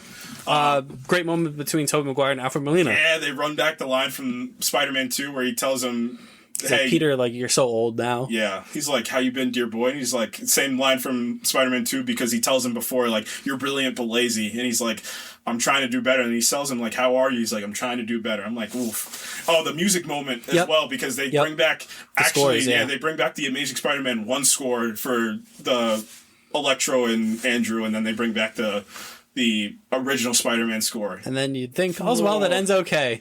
Nope. Doctor Strange comes back. And he's real mad. Yeah, he's real worked up. He does the Loki from I've been Thor Ragnarok for 40 minutes. I've been stuck over the Grand Canyon for 12 hours. And then Toby goes, "You were at the Grand Canyon?" Yeah, and then Andrew's just like, "You could have helped this man." No, he goes, "Actually, he didn't say you should help us. He said you could have helped him." Oh, yeah. Which I thought was a really poignant moment. Andrew Garfield is like, what the hell? What the hell? Yeah. What are you doing? Yeah. You're the wizard? The magical powers? What the hell have you been doing this whole time? So Doctor Strange is not happy. Yeah. And then he's like, "That's it. That's it. Yeah, you're all going back." That's like, hold on, it's working. And then Doctor Strange is like, shit. Yeah, he's like, okay. All right, Spider-Man. And then can the Spider-Man come out to play? Goblin shows back up, throwing heaps of bombs. Just all the bombs. All the cool bombs he's throwing. Chaos. And a great spider sense moment because the three of them all feel it. They're just like, and Tom hits him with the strange, and then boom, the spell comes undone. The Statue of Liberty is crumbling apart. Yep. All the construction workers mad because they worked on it, now it's over. But then we get the moment.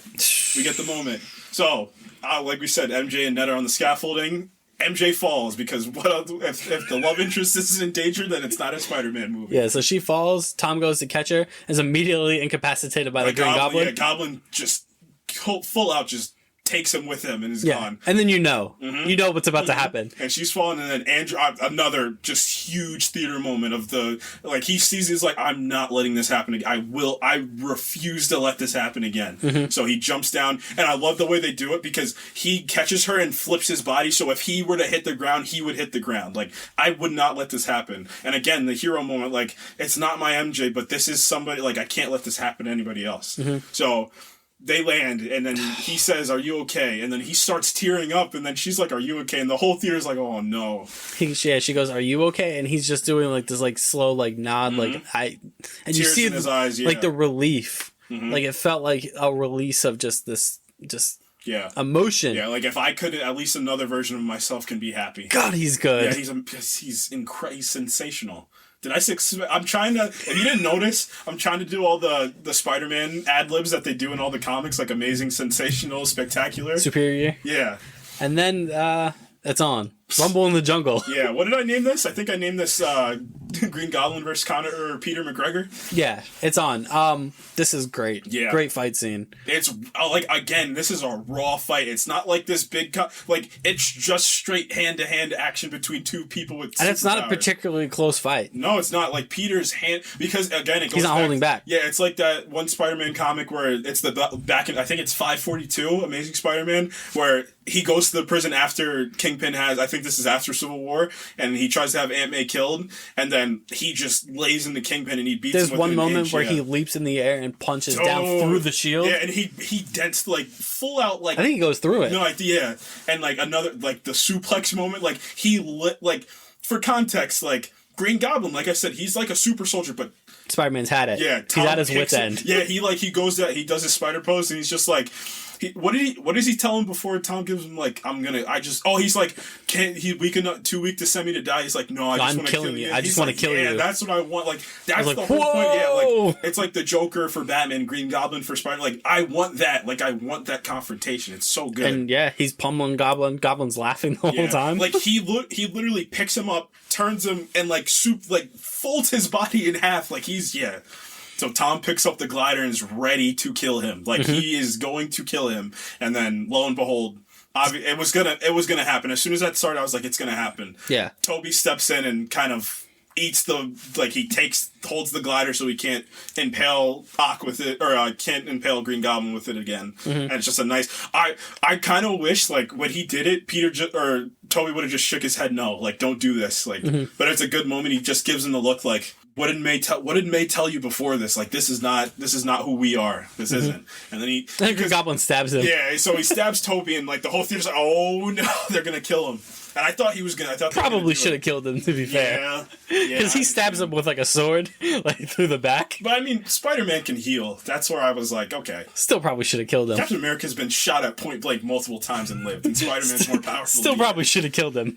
But yeah, and then Norman does get stabbed. Yeah, Norman. Yeah, but it's with the cure. Yes. So they got the cure. It's working. All the villains are cured. And then, meanwhile, back at the ranch, Doctor Strange is trying to prevent, like, the universe from collapsing. Right, so when the pumpkin bomb got stuck in the magic box, and then the magic box exploded, and then the spell went into the sky and cracked the sky. And for a second, I was like, "Oh, Jonathan Majors is about to come through that portal and do his Kang thing again," but he doesn't. No, but you see the silhouettes of a bunch of classic Spider-Man villains. I think you see Rhino, Scorpion, Black Cat, Scorpion, Craven, Spider Slayer. Like, you see a whole bunch of villains start to silhouettes of them. So it's just the potential of what Doctor Strange is like, I can't do this.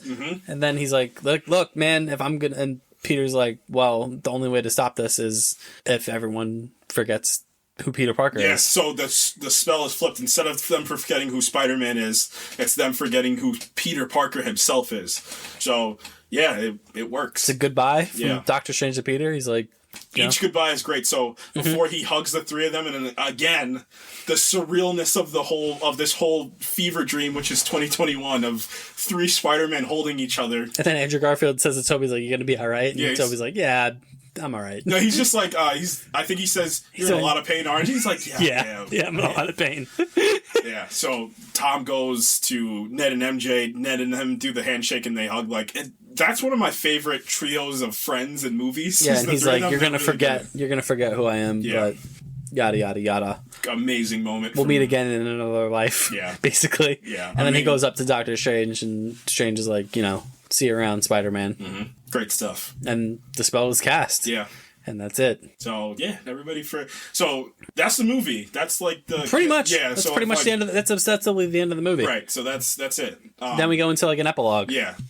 Probably, like I said, I know all this stuff happened. I mean, I saw my favorite comic book character adaptation. I saw 2 of the heroes that built my childhood, but it was this epilogue was really the one that hit me because, like I said, the big overarching theme of this episode and this movie is what's the core elements of Spider-Man, and like it's two-sided. It's the core elements of Spider-Man in the theme of the movie, and it's also what it means to us as like a people in a society, like what these heroes mean to us. So Peter finally learns the lesson: what great power becomes great responsibility. He finally he heard it, he understood it, but now he's really taking it upon himself because So in the epilogue, he goes to the diner to see MJ because MJ tells her, she says I love you, and then Tom's about to say it back, but she says don't tell me until you see me again. So she's wearing the Black Dahlia necklace from Far From Home. Mm-hmm. She's got the cut on her head.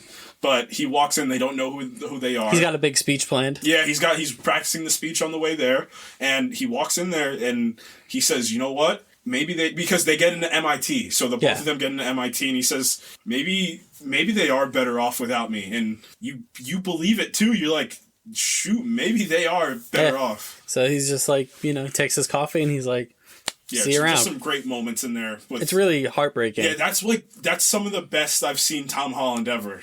Too. It's a really heartbreaking moment because you want more than anything for them to be like together, and they can't. Yeah, you want to see maybe like the Amazing Spider-Man 1 where he leans forward and he's just like, what does he say in that movie? Oh God, he shows up to late to class and he's like, it's the last time I'll be late, I'll promise. Because Gwen Stacy's dad makes him promise that he will stay away from Gwen, and the teacher goes, don't make promises you can't keep. And then Andrew Garfield leans forward like Gwen Stacy's in here, he's like, but those are the best kind. Yeah. So it's the same. Yeah, it's just you wish you get a moment like that, but at the same time, he finally gets it. Like they're better off without me. And then he becomes Spider-Man. Yes, for real. So finally, he goes to Aunt May's grave because you always do that. Oh, yeah. That's right. He has the little moment with Happy. Another kind of heartbreaking moment where Happy goes, "How did you know her?" He's like, through Spider-Man. Yeah, and he says like, I lost a friend before, and it hurts. It hurts because they're gone, and then it hurts again because you know what they stand for, and again, because she gave him the line, with great power. Also, there's probably a million YouTube videos and articles about the logistics of Peter Parker's MCU arc if nobody knows he's Peter Parker. I don't care. Yeah, who cares? It doesn't matter. They'll figure it out. They won't even figure it out. They don't have to. They don't have to address, Iron Man recruiting Spider-Man for Civil War if he doesn't know who Peter Parker is. Yeah. It doesn't matter. Mm-hmm. It's in the past. Right. And nothing says it's in the past more than the end of this movie. Yes. So they do the Spider-Man PS4 thing where we pick up. Mm-hmm. So I gotta assume he's 18, he's got his GED, because I think it is the setup. Getting his GED. Yeah, so like I said, I think the setup is to make sure, because obviously he's not gonna solve crime in Boston, he's gonna be in New York, so to get him to Empire State University. So he's got his GED. He's in an apartment by himself. So he's by himself. So that's one. Yep. He doesn't have any help. There's no Avenger he can call. There's no family member he can call. There's no friends, no girlfriend. He's by himself. Yep. He gets threatened about the rent. Right. Yeah. He said, rent's due on the 1st. Don't be late. I wish it would have been the guy. Yeah, I wish it would have been the guy. I don't want to fold, but. So he's in the apartment. He puts the little Lego Palpatine down that him and Ned were working on because of the Death Star, and he puts the coffee cup there from MJ that he got, and the police radio. Yeah, he picks up his phone and it's just the police scanner. Yeah, again, in terms of score, Michael Giacchino, I mean, bought it. Yep. Bought it for this one. He was incredible, and the music in the scene was so good because it's the classic MCU Spider-Man theme, but it gets that like gravitas that Danny Elfman put into the Tobey movies and what Hans Zimmer did in the second And then he puts the scanner down and he goes out the window, but he's kind of like out of frame because in the frame there's a sewing machine and some blue and red cloth. Yep, that's it. And then he swings into frame again as Spider-Man. Classic suit. Yes, classic suit. Classic suit, I imagine, will be inspired by the Garfield and Maguire suits. Yeah, that's what I think it is. I think because we said like Homecoming, he was inspired by Iron Man. Far From Home, for the most part, it was like Mysterio was like the big brother, but now it's like those are really his like that's his mentors now. So yeah, amazing stuff. He's swinging through the city. And, like, I told you, like, I watched that scene every single day without fail because it's the most Spider-Man I've ever felt. And this is with Tobey and Andrew. Like, the only counter for those is, like, the Amazing Spider-Man scenes. And some of the Tobey Maguire scenes, especially in 1 and then some in 2. It's like... And then even in 3, when he opens up the suitcase after he takes the black suit off, like... Yeah. It's that scene's with that, but it's like I said, that's why this is one of the most satisfying movie experiences you'll ever have. And No Way Home ends as a soft reboot of the MCU Spider-Man. Right. He's Spider. There's no Iron Boy Jr. Like he's Spider-Man now. He really is, and you then, feel it. Speaking of black suit, post-credit scene. Tom Hardy, he's here. Oh man, he's just like manic and frantic trying to figure out like the multiverse. Right, so he's in Mexico from like the end of the post Venom, So he's in Mexico, he's drunk, he's like freaking out. Yeah, because he's in another universe. Yeah, so the guy's telling him about like he's like, so there's a bunch of superpowered people here, huh? He's like, so they go Iron Man and there's a big angry green guy and then he's just like, tell me about your purple alien with the stones again. And then right before he vanishes back like all the other heroes and villains did, he says, maybe I should go to New York and give that Spider-Man a visit. And then he's gone. Yeah, but Venom's like, we just got here. Yeah, we just got here. But the symbiote is left behind. Yeah, a little piece of the symbiote is still there. So yeah, it'll make his way to Peter. I don't think they were always gonna. You know what I always say? You know Cherry that Tom Holland was in? I will die in the hill that was his audition tape to play Venom, like to be the black suit Spider-Man. I would not be surprised if Tom Hardy comes back as Eddie Brock, an MCU Eddie Brock. Yeah, because I think we learned this in WandaVision that some characters will be either a Nexus being or also they'll be the same in different. Like J. Jonah Jameson, he's the same in each universe. He looks the same. So I think if Eddie Brock pops up in the MCU to do this, presumably the black suit storyline, Tom Hardy will be Eddie Brock. I don't think Sony is upset with Tom Hardy's portrayal of Eddie Brock in Venom. No. They did what they did at the end of this in the post credits to keep him viable for the Sony verse. Just in case. Just in case. Because now, I mean, we might as well. So let's talk about Tom. So let's talk about the future. Okay. So Spider-Man 4. Give me your pitch. Probably going to be black suit still. So you think 4 is going to be black suit? Yeah. So this is what I'm feeling. So I think because, like we said, so John Watts is doing this Fantastic Four movie. I think they still bring... Oh, actually, I take that back. I don't think John Watts is going to do this new trilogy because I think they're going to make sure he's like full out... Ready for the Fantastic Four. Right. He's going to... They probably want all his... Because it's not even just because of how big the Fantastic Four... I think it's specifically Reed Richards himself and Doctor Doom. Like, I think they're going to make Doctor Doom the new... I know Kang's like there, but I still think they're going to make Doctor Doom like... He's the one that's really pulling all the strings behind this whole thing, but they probably want John Watts' whole mind there, right? So, new director, don't know who it's going to be. Obviously, they're probably going to get somebody that's good. But I think they're going to do Kingpin, and they're going to use Daredevil the way they use Black Widow and Winter Soldier, Wanda and Multiverse of Madness. Yeah. It's going to be a street-level movie. And I think it's going to build. So, I think what would be cool is... If you start to introduce more Spider-Man rogues. So Matt Gargan's still out there somewhere. I think that's the best thing you can do is bring him in as Scorpion and have him working with Kingpin. And obviously, we're going to see tomorrow because it stinks that we couldn't record this tomorrow because tomorrow after Hawkeye probably would have given us some more context because... Man, people love Vincent D'Onofrio as Kingpin, so might as well double down. People love Charlie Cox as Daredevil. Might as well double down in the big movies. I would love to see Spider-Man vs. Kingpin. I just think it's going to be the black suit because the post-credit scene. You know what I mean? The post-credit scenes are more often than not a wink and a nod, a prelude to the future of that particular franchise. the symbiote staying behind tells me that that's the direction they're going. I kind of think that's going to be the fifth movie, is them going to be doing the symbiote. Because I think the fourth movie, so also the big part of the fourth movie is he's going to be at Empire State. And also what I think is going to start happening, he's going to meet some more classic Spider-Man characters. So he might meet a Harry Osborn at college. I think we're going to get the MCU Gwen Stacy in the fourth one too. We might even get Norman Osborn being like he's going to be like Elon Musk. It's like the new kid on the block for tech is here. And he's going to be like, you don't look like the Norman Osborn of my universe. Like, yeah, I do. Give me Matthew McConaughey and Timothée Chalamet. We're running it back. But yeah, I can't wait. It's just, seeing the prospect of seeing Daredevil, like a street level Spider-Man movie would feel so much like the game. It would be amazing. Yeah. Also, I think we're gonna get the prelude to Miles Morales as well. Yeah. Because I think that's Tom's next evolution, is like teaching somebody else what he knows. They're waiting for the right time to do Miles Morales. Mm-hmm. And I honestly think they want Into the Spider-Verse kind of to get out of the zeitgeist before they bring Miles to live action. Because the Into the Spider-Verse portrayal is so good. Yeah, it's flawless, almost. So I think they kind of want to wait a bit before they do live action Miles Morales. Tobey Maguire, I think, is probably done. Me too. I think this was his swan song. A good swan song. Like I said, it's the most I ever enjoyed him in the role. Mm-hmm. He was funny. He was good. Perfect. The only way I see him coming back is in a cameo here and there. Mm-hmm. Other than that, I think he's done. I still wish they would have... Piece of me would have been like, if Toby came back and Toby's like, you kind of look like my uncle. I thought that would have been hilarious, but regardless, yeah, I agree. I think he's done. I think he did everything that he's needed. He's one of the foundational pieces to movies. If you really think about it, he really is. He's one of the foundational pieces for modern movies. Hubert Jackman. Yeah, right. But, we might see Hugh Jackman. We'll talk about it in a second.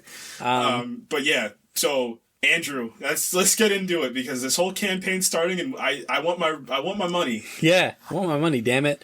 I think he's gonna get another movie. Me too. Everyone has been so overwhelmingly positive about him in this.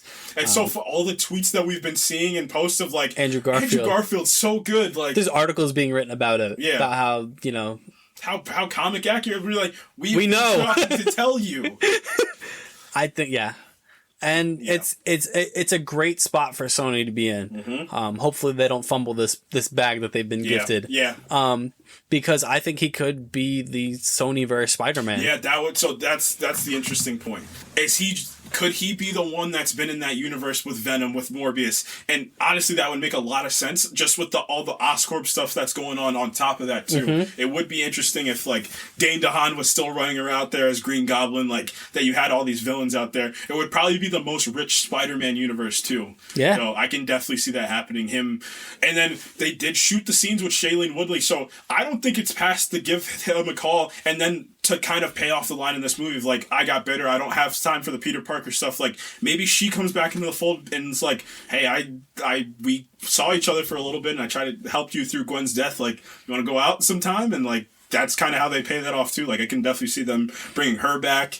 They can bring back, like I said, Dane DeHaan. I mean, I think it's obvious Jamie Foxx is going to find a way back into that movie too, but maybe even to a point where he's kind of like what they did with Doc Ock, where he's not like a straight up villain in this movie. Yeah, I think they have been gifted an incredible opportunity. Yeah. It's just the meta line. It's like the Statue of Liberty. It's like a symbolization of second chance. Like, Andrew got his second chance. Like, it's incredible, and I think he'd be more than up for it. Mm-hmm. Me too. So, it's like people are really loving him now. Like, I think it's like, and he deserves it, man. Like, so I think we talked about on here the Stephen Colbert interview about his mom, what he did to honor Jonathan Larson for Tick Tick Boom. Like, you just get the sense he's an actual real life good person, and he deserves the world. Yeah, that's what's gotten me the most excited, because it's gonna happen. Mm-hmm. I think it's absolutely gonna happen. Yeah. Second post credits is not a post credits, it's a full trailer for Doctor Strange 2. Well, Doctor Strange 2, Doctor Strange's life is finally catching up to him. And I think so, let's get into it. So it's funny, I think I said it, I was like, Doctor Strange to this point, because this is when we were theorizing, like, could this Doctor Strange be the evil Doctor Strange? And we were both like, no, because we said, up until this point, he had never lost. Like, you know what I mean? Like, he never truly lost anything crazy. Why wouldn't he cast a spell for this kid? He took on Thanos and won. So now this is, I think this is what this movie is. It's like, because the second one, we always say you should beat your hero down in the second one. The multiverse is cracked open. Yeah. A little bit, a wee bit. Doctor Strange was like, whoa, don't want to do that again. Yeah. So he goes to see Wanda Maximoff. Because he knows just how, because he knows about Westview too, because even Agatha, because I think Agatha's going to be in this movie. Because Doctor Strange is coming to Wanda and he's like, hello, Wanda. Hello, I'm Doctor Strange. Different perspective than what I thought they were going to go. Because I thought it was going to be like, hey, can you stop messing up I thought that was going to be the whole plot of this movie, but I guess it's not. I guess he tells her, I need your help. Like, you're going to actually help us save the multiverse. Yeah. And I think something's going to happen where she turns on him for a little bit. Because she's Scarlet Witch. Right. Yeah. But yeah, America Chavez, so the multiverse. Saw a little bit of her. Another member of the Young Avengers. Yep. We saw Baron Mordo. With dreads. Why? Too many sorcerers. Yeah, too many sorcerers. He's like, I can't help you, Strange. I'm sorry. I'm here to stop you. I don't know if you saw the end of Doctor Strange 1, but I'm not exactly friendly. Yeah. And look at this, like, and I love, so Sam Raimi's directing this too, and you kind of feel it a little. It was when he was walking up the stairs, I was like, yeah, this feels darker than everything else. It really does. What else happens in this trailer? Oh, yeah. So spoilers for What If. For all you folks who didn't think What If was going to matter much in the MCU, surprise, mother fluffer. Yeah, it does matter. So we finally get that evil Doctor Strange. Evil, quotations, because he's not truly evil, he's just lost everything. Yeah. So, yeah, we get the payoff. So we're doing the Parent Trap thing with two Lindsay Lohans, two Benedict Cumberbatches. Yeah, evil Doctor Strange, Sorcerer, Strange Supreme. Yes. Is going to be in back. Multiverse of Madness. Yes. I'm excited. I'm a little nervous. I'm not gonna lie. I have some reservations about this, and it's because of this reshoot and because of the success of No Way Home. So yeah, let's talk about that real quick. So the preliminaries of this movie, and I think we talked about it on here, is that they're gonna try to do what No Way Home just did and bring some other characters, but from the Fox universe is over. Which, fine, cool, makes sense. The Multiverse of Madness, and I think they said the No Way Home was just an appetizer for what Multiverse of Madness is gonna be. Cool. And more specifically, apparently these reshoots were done with the impetus that they're ramping up the cameos. Which, that's where my apprehensive nature is coming Understandable. from. Because now I'm like, what I was nervous about. Are they going to go overboard? Yeah, is it just going to be cameo, throw in these old characters? Like, because I think one of the reports is like, we're going to get like a multiversal team of like different characters. Like, so that's like when you said, would Toby ever come back? Like, maybe Toby comes back and is part of this team. With Hugh Jackman might be like the big one. Like that. I think Hugh Jackman is. I went from like probably like 15%, and now I'm at like 85%. That Hugh Jackman's going to be in. They're going to bring somebody from. We could get those older Fantastic Four characters. Oh my god! Yeah, please. Yeah, we might get some crazy cameos in this, but what's this going to be at the? Make it matter. Yeah, is it going to matter? Like, is it just going to be No Way Home? No Way Home made it matter. Yes, and yeah, because it was a Spider-Man movie, so you're going to bring in the other Spider-Man, yes, but this is a Doctor Strange movie. Are you just going to throw these characters because No Way Home worked? I think a character that would work fantastic if it deployed properly is you bring Michael Fassbender in as Magneto. Yeah. And you have him interact with Wanda. Yeah, that would be interesting because he could be like, you look a lot like my daughter or something like that. Like, maybe that, because I think there was a theory floating around when WandaVision came out is that like Pietro and Wanda were found. They weren't like, those weren't her real parents. Like they were just found and they took care of them. And it would be also interesting that Magneto had twins and just left. Or maybe that's that's their mother, but not their father. Like that would be kind of interesting to me. So yeah, I still am super excited for this movie. I mean, one thing I think that also just like John Watts, you know what kind of sometimes gets lost in translation? How good Benedict Cumberbatch is as Doctor Strange and how perfect he is for that role. He's amazing. I also think Wong, I think I told you before you hopped on, I think Wong's going to die in this movie. I think that's why they were like, you're the Sorcerer Supreme. I think he's going to die. Don't say that. You don't say that. You don't say that about Wong. Wong's the most... That seems like you're kind of problem type of guy. He's not going to die only because as soon as things kick up, he's going to be like, see you later. Yeah. He's going to leave. He's like, this doesn't seem like my problem. I'm gonna go drink with Shang-Chi and Katie again. Yeah, they're fun. They are fun. Yeah, I think they're going to throw camp because I think even Kevin Feige, when they had the Disney Plus day, I think it was the D23, whatever, the shareholders day, whatever it was, when they went down the line, they said the multiversal trilogy, it was, what did they say? Loki was like the prelude. Mm-hmm. It was No Way Home, and then Doctor Strange is like the real, like, cusp of it. It's like the real climax of it. So yeah, so we'll see. Yeah. I'm excited. Jonathan Majors is definitely going to be in this movie in a post-credit. It's the multiverse. Like, yeah, I'd say so. Yeah, I also think Tom Hiddleston, Loki and Sylvie are probably going to also be in this movie. It's just these Fox characters, because I think that's the point. It's like they were able to use the other Sony characters, but now they're going to be able to use these. They're going to be able to use the Fox characters. Hugh Jackman's, I think, almost you might as well send it in. Mm-hmm. Charles Barkley style, guarantee. That Hugh Jackman is going to be a Multiverse of Madness in some capacity. I'm a little less confident about Michael Fassbender, but I think he'll find his way into it. Yeah, it's either they're going to do Ian McKellen and Patrick Stewart, or they're going to do James McAvoy, or they're going to do the four of them, which would be crazy. But yeah, I can see some Fox maybe, and then Deadpool. I can 1,000,000% if they're going to do it. Have Ryan Reynolds would be. Oh yeah, I'm getting ready. Yeah, he would. No heartbeat. Chris Evans, Human Torch. Because he said he wasn't done, he was doing more stuff. Maybe this is the thing where, listen, if they bring that Fantastic Four team back. Imagine a world where in the Multiverse of Madness, right? And Doctor Strange and Wanda are traveling multiverses, and they come across Chris Evans, but he's in like civilian attire, so they think it's Steve Rogers, and then he goes flame on and he turns into the Human Torch. They're like, what? You telling me that wouldn't be cool? No, that would be cool.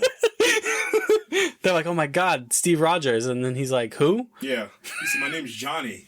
And then he goes flame on and he takes off. Oh, that would be so cool. Just the prospect of having Michael Chiklis back is Ben Grimm. Yeah, finally. All right, we're not doing this again. We're not theorizing Doctor Strange 2. It's too early. It's too early to be doing this. But yeah, what a film. Yeah, man. Incredible. Spider-Man No Way Home. 10 out of 10. Would recommend. Yeah, would highly recommend. Like we said, it's not winning some Oscars, none of that. Yeah. However, in terms of this comic book, I hate to call it. I don't like when people call it the superhero genre or comic book genre. But if I'm to, this is as comic book genre as it gets. Right, but it's the top of the top tier. I'm talking with like Logan, with Infinity War, Endgame, like Black Panther, like it's there. Winter Soldier, it's up. Yep. It's there. Yeah. Best MCU movie for you? I still think Winter Soldier is still top for me. I think Infinity War is probably better because Infinity War was equally as impossible, if not even more so than this. Yeah. Because it's a culmination of 20 some odd movies worth of storytelling, balancing even more characters. Yeah. So I think Infinity War beats it both in narrative and ambition. I mean, if you go back and watch Infinity War, it's fantastically paced. It's a thrill ride from start to finish. So I would have it floating in that 3, 4, 5 range. Okay. I'd have to see it. I have to see it again and then really think about it. But I would put it firmly behind Infinity War and Winter Soldier. One of the best. Again, another amazing aspect of this movie is when I just catch myself thinking about it at random moments, and I'm like, wow. Like, because, again, that whole thing of why Spider-Man's so important to, like, modern heroes, it captures it, and it's like lightning in a bottle, and it just doesn't let it go. This whole movie, like I said, especially the second half, it understands that. John Watts understands that. Tom Holland understands it. Andrew Tovey understands it. May understands it. It's perfectly paced. It's, like I said, it was never... It alleviated... It did not ever become fan service, the movie. Everyone was deployed in a thoughtful fashion, meaningful ways. Besides, I mean, Sandman and Lizard kind of got the short end of the stick, but somebody was going to. Yeah, scheduling. Because they were going to be in the movie, but it was scheduling. Yeah. So. But even those characters were handled pretty well, all things considering. So, yeah, I'm excited. I do want to see this movie again. We will get to it at some point. So, that's going to do it for us. Yeah.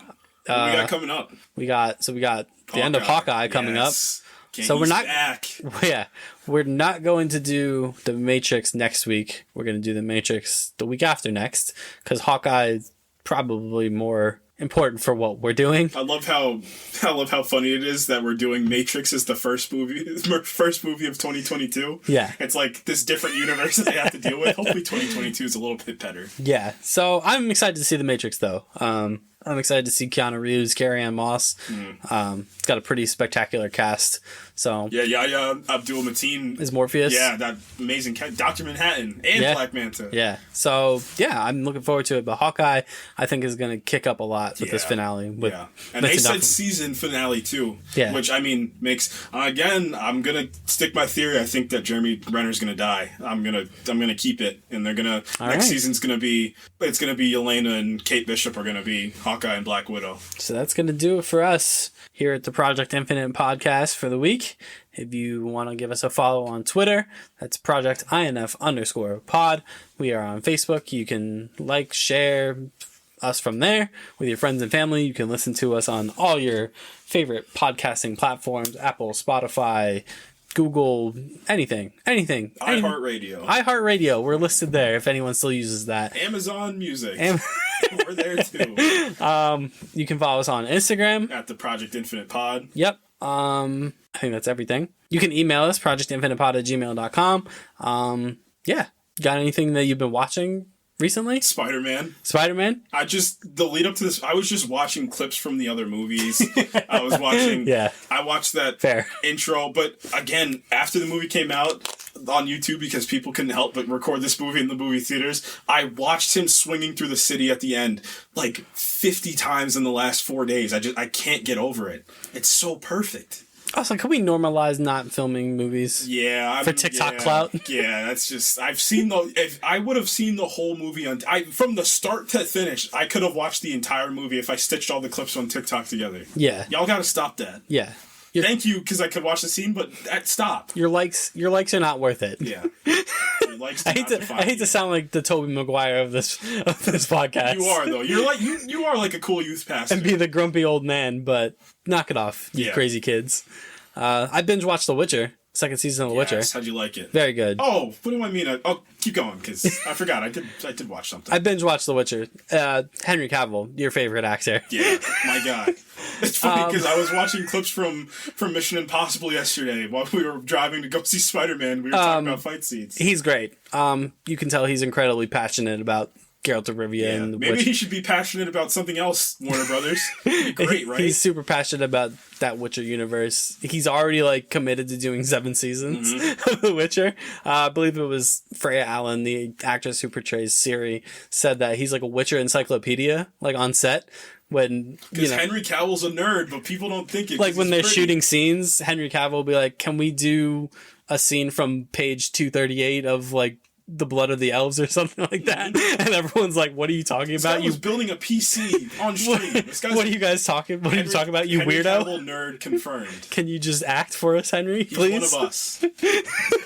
So yeah, I really enjoyed it. It's a marked improvement on the first season, in my opinion. Henry Cavill is great. The whole main cast is great. Looking forward to season 3. That's really my Witcher in 60 seconds recap. Because I can't help myself, started rewatching Daredevil because I want to lie and say it's like a once a year thing, but it's really like a once every 3 months I just throw on the show. And it was because he was in No Way Home.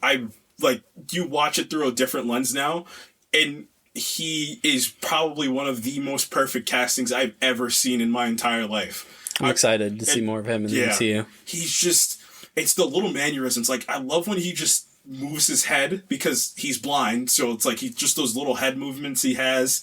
I mean, he's, like I said, he's so smooth. But he takes every single beating and you feel every beating.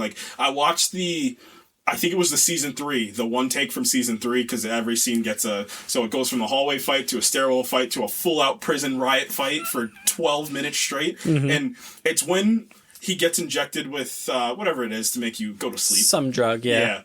he's falling down, but he's pulling guys with him so they hit stuff as he's falling down, and he's like, and he's like, you feel everything of what he's doing. That's why he's so good as Daredevil. I mean, down to the themes of season 3 because they do the Daredevil Born Again, which is one of the greatest comic books ever written by Frank Miller. It's amazing to see how far he's come from season 1 to season 3 to now. And again, we got Vincent D'Onofrio back. We got Charlie Cox back. Sky's the limit for him as Daredevil. Like, that's his character now. Like, yep. I have no relation to Ben Affleck. Like, that's really his character now. I think it's to the levels of Tony Stark. Like, I don't see anybody else playing Daredevil at this point. I agree. The Charlie Cox of the podcast, ladies and gentlemen. Not Matt Murdock, specifically Charlie Cox. Yes. I'll take it. And conversely to you, the Andrew Garfield of the podcast. Oh, yes. This guy's going to cry. British actors taking over the world. Yes. Benedict Wong, Andrew Garfield, Charlie Cox, a British tour de force in Spider-Man. Benedict Cumberbatch. Mm-hmm. A British tour de force in Spider-Man No Way Home. Yes. Tom Holland. Yeah. Oh, God, they are all British. Oh, no. I believe Alfred Molina is also British. Yeah, Alfred Molina. I didn't know that when I watched the promos, like the villain panel promo. I didn't know he was British. I never knew that. So, you know what? Now that I think about it, maybe he wasn't that far from home in Far From Home. Spider-Man right at home. Spider-Man right at home in London. Spider-Man and his mates all in London. Where they belong. Yeah. Oh, hey. All right, guys. We'll see you next week for Hawkeye. Until then, go watch No Way Home again. And watch Hawkeye. We'll see you next week.